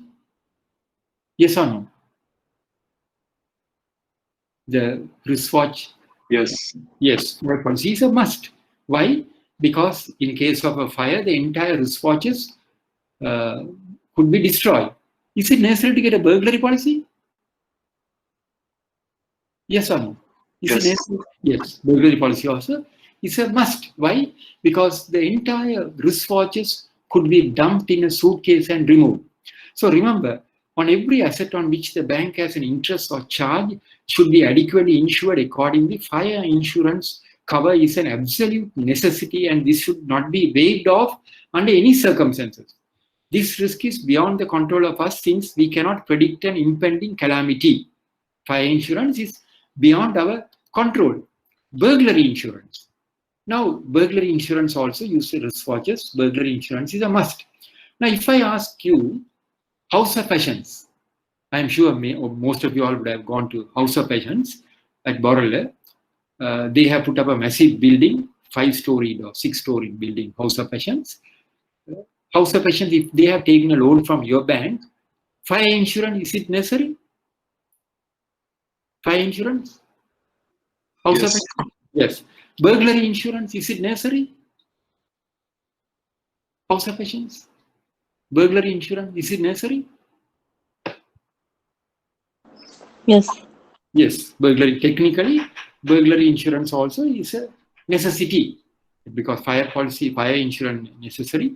Now, House of Passions, let us assume House of Passions have 250 million worth of stocks. Just as an example, let us take it as 250 million worth of stocks. House of Passions, they have 5-story building. You need the fire policy because you don't know what will happen any moment. Something could go wrong. Entire stocks could be destroyed. Burglary policy is also must. But let us ask a question. Let us ask ourselves, to burgle House of Passions, when you say burglary policy, somebody coming and removing their stocks. To burgle House of Passions, 250 million worth of stocks to be burgled from House of Passions, you have to bring 25 lorries. Can that happen? Can that happen? Am I correct? To burgle House of Passions, when you say burglary policy, somebody has to come and remove the stocks. So to remove the stocks from House of Passions, burglary, you have to bring 25 lorries. Can that happen? Can that happen? Yes or no? No. No, it can't happen. Because that's common sense. It can't happen. So we don't have to insist on burglary cover from House of Passions, because they have a 24-hour They have a 24-hour strong security. When you go to house of patient, you are checked. And I'm just giving house of patient an example. There are a whole heap of security people. There is one person with a full suit. There are 2 or 3 people with full suit. There is another security guard like that. So nobody can, you can't, there's no way you could remove any item from house of patients. Am I correct? So we can exempt the burglary cover. So there's no burglary cover. Burglary cover is not required depending on the situation. Burglary insurance, although is essential under exceptional circumstances, if we are satisfied adequate precaution has been taken by the borrower to prevent any such burglary, we could exempt such cover. The under-noted criteria will guide in arriving at a decision towards waiving of such a cover. If adequate 24-hour round-the-clock security cover is satisfactorily provided and the possibility of theft or burglary is remote, the assets under reference are heavy and cannot be removed overnight. Are the items, steel items, you can exempt the burglary cover. You can exempt the burglary cover. Now I can give you another good example. This also during our time at HRD. There was a customer. He had a warehouse. We gave him a very big facility. This customer is a very jovial customer. So one day we went on inspection. We went to his warehouse on inspection. Myself and my assistant, we had a chat with him. We went to his office. Then I asked for the fire insurance policy. I asked, do you have the fire policy? He said, yes. I said, can I see the fire policy? He showed. I made a note of everything because in the form we have to write. Then I asked whether you had the burglary cover. He said, yes, I had the burglary cover. You want to see the burglary cover? I said, yes. Then he locked the office, took us to the backyard. We were wondering why this man is taking us to the backyard. We are asking for the burglary cover. Yeah, up here, he was taking us to the backyard. Then he showed us there was a cage, where he had 5 ordinary dogs. And he said, sir, this is my burglary policy. I don't have a burglary policy. Before I go in the evening, we lock and put all these 5 fellows into our compound. Not a rat could enter. And he said, why should I take a burglary cover, pay about 5-6 lakhs premium? If I give these fellows to eat, they look after. And he said, therefore, I am not taking a burglary cover. And it made me also to think. In the inspection report, I wrote, this customer does not have a burglary cover. Fire policy is there, but he has 5 ordinary dogs. According to him, he puts all 5 ordinary dogs into the compound before he closes. And therefore, he has asked us to waive off the requirement of burglary cover. I made strong recommendation. Went to head office, burglary cover waived off. Burglary cover was waived off. So you have to use your common, I am giving you as an example, you have to use your common sense. Fire policy, no way. Whatever they may say, fire policy, you can't waive off. Burglary policy, depending on the situation, you can waive off. Now, burglary on first loss basis. What do you mean by burglary on first loss basis? Now, House of Assions, they have 250 million worth of stocks, but they have a fire policy, but they have no burglary policy. But they may have, I'm giving this as an example, they have not taken a loan or anything. Giving this as an example, they may have taken a burglary policy, 250 million worth of stocks, they may have taken a burglary policy on a first loss basis for 1 lakh. What do you mean by first loss? That means without their knowledge, with all the security precautions which are in place, they fear 100,000 worth of items could be removed without their knowledge in spite of all their precaution. Why? Because people can go to the fit-on room with 2 or 3 shirts or blouses and slowly they can take with all the precautions. That can't happen, but they fear there's a possibility. They fear. So in case if they, end of the day, when they were taking the stocks, they find 100,000 worth of stocks are missing, they would have come to the conclusion, how did these stocks go missing? Because people, when they go to the, this fit-on room, they have removed it. Then that can't happen on the following day. Then immediately they inform the insurer, we have lost 1 lakh worth. That's what is called first loss, 1 lakh worth of items have lost. How did we lose? Because we feel people who went to the fit-on room, they have removed these stocks so without our knowledge. So then from tomorrow, they will say, no, all fit-on rooms will be closed. They say, no, we are very sorry. There is no fit-on rooms. We are not, you can't use the fit-on rooms. They are taking precautions. So ensure away. That is why, because following day it can't happen. So that is what is called burglary on first loss basis. By doing this, they are saving on premium substantially. Instead of burglary, instead of insuring for 250 million the entire stocks, they are insuring only for on a first loss basis. Is it clear to you all? Burglary on first loss basis is cover obtained, identify the items which could be removed easily, notwithstanding the security cover available at the site. Under the first loss policy, the maximum amount which could be claimed in case of a loss will be restricted to the amount stated as first loss. Most burglary insurances are done on first loss basis, since it is unusual for the entirety of the contents to be stolen at once. This will ensure a considerable saving on the premium without the necessity of ensuring the entirety of the assets, which will result in substantial premium. Since the first loss sum insured is less than the full value at risk. However, if a borrower engaged in the business of jewelry, gold or wristwatches, such assets are exposed to greater risk. Accordingly, the insistence on burglary cover for the full value will become an absolute necessity. The wristwatches, gold jewelers, all those things you have to ensure there is no first loss basis. Is it clear to you all? Is it clear? Yes or no? We are coming to the end. Anyway, bear with me for about 5 or 10 minutes. I will finish it. Is it clear? Yes. Yes. So important aspects to be checked on insurance policy. If there is a question, what are the important aspects to be checked on about insurance policy? The answer is here. Insurance should be obtained to cover the full value of the asset and not the facility amount. Location of the asset, description of the asset, serial number, asset mortgage should be checked. Insurance policy should be assigned in favor of the bank, as an assignment will prevent the borrower from making any claim direct and effectively protects the interest of the bank. Effective machinery should be in place to ensure the policies are in force at all times. Now we are coming to the more or less end. Now look at this particular slide. Sri Lanka Natural Disaster Insurance expired just before the flood.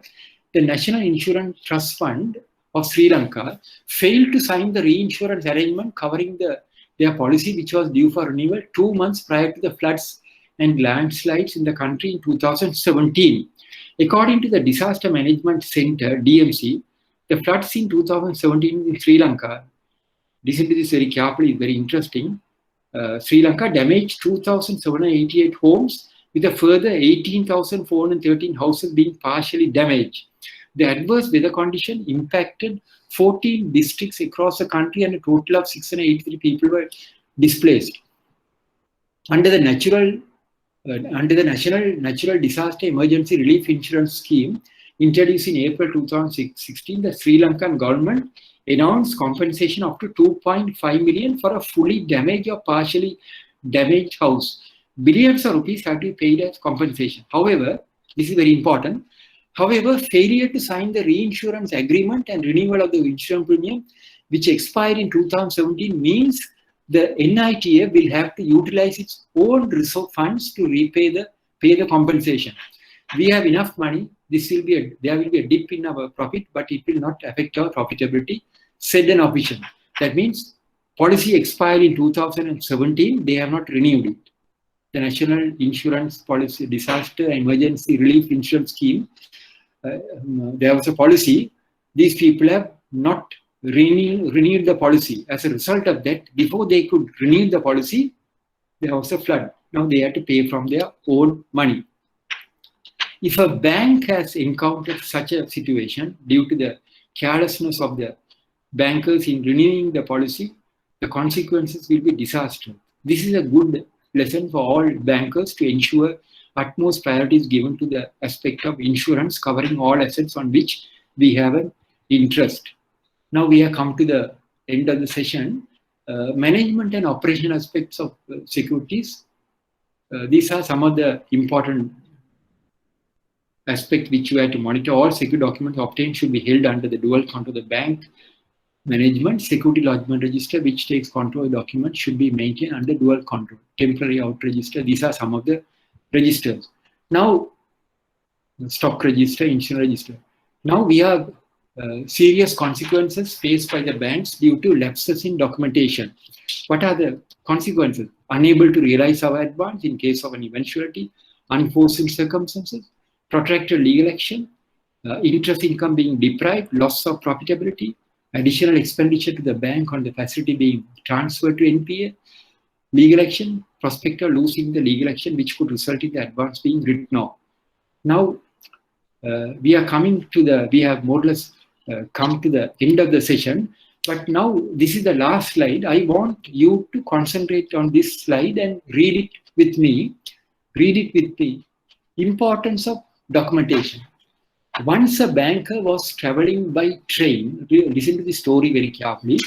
Once a banker was traveling by train in a A-class compartment. He was traveling alone. Sometimes later, a beautiful lady came and sat in the opposite berth. Banker was pleasantly happy.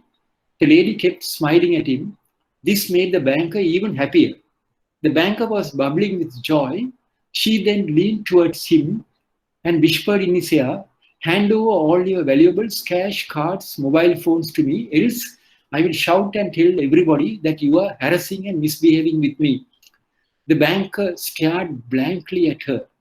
He took out a piece of paper and pen from his bag and wrote, "I cannot hear or speak. You write on this paper whatever you want to say." The lady wrote everything what she said earlier and gave it to him. Banker took her note, kept it in his pocket. He got up and told her in clear tones, "Now shout and scream." Moral of the story. What is the moral of the story? Documentation is important. Documentation is important. So now, what I am trying to, you all can hear, no? Can hear. Yes, you can see my image also. Yes, sir. Yes. Now, what I am trying to say is documentation is very important. Now, at the very outset, when I was explaining to you all about the insurance, I told you all that particular MD and CEO from that bank also came and sat there. After the conclusion of the session, this managing director, CEO of that bank came and spoke to me and said, "You know, your story which you have just narrated made me also to think," he said.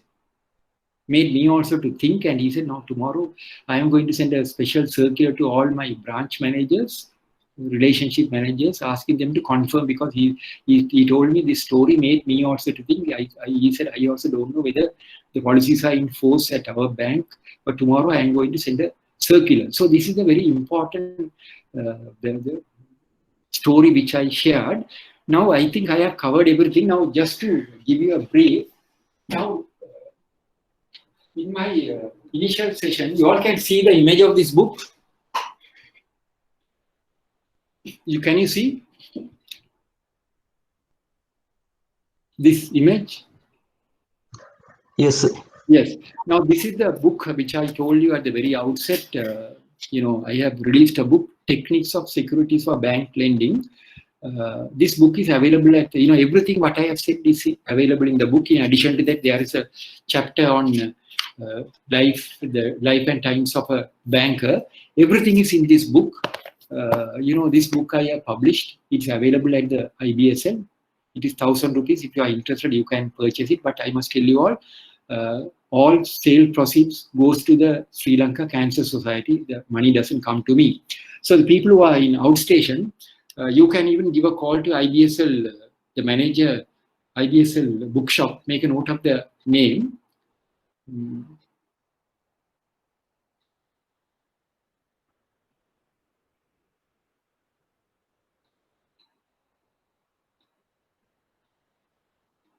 Yeah, his name is Suresh. Make a note of his name, Suresh.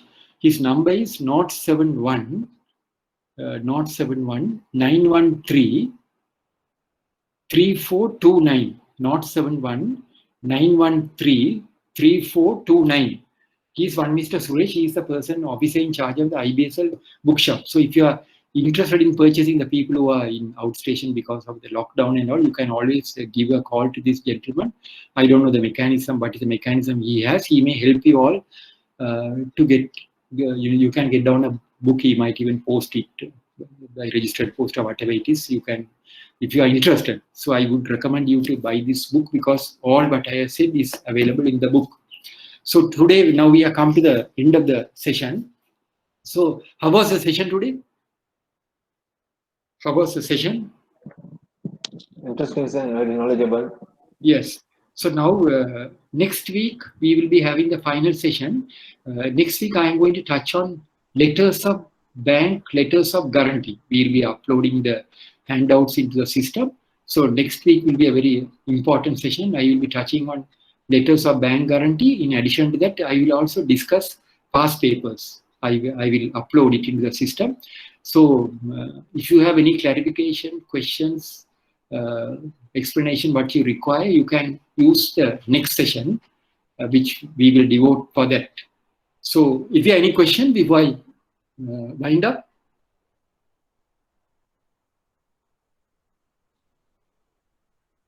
If there are any. So anyway, you can revisit this particular site. If there are no questions, I am sure you must be hungry.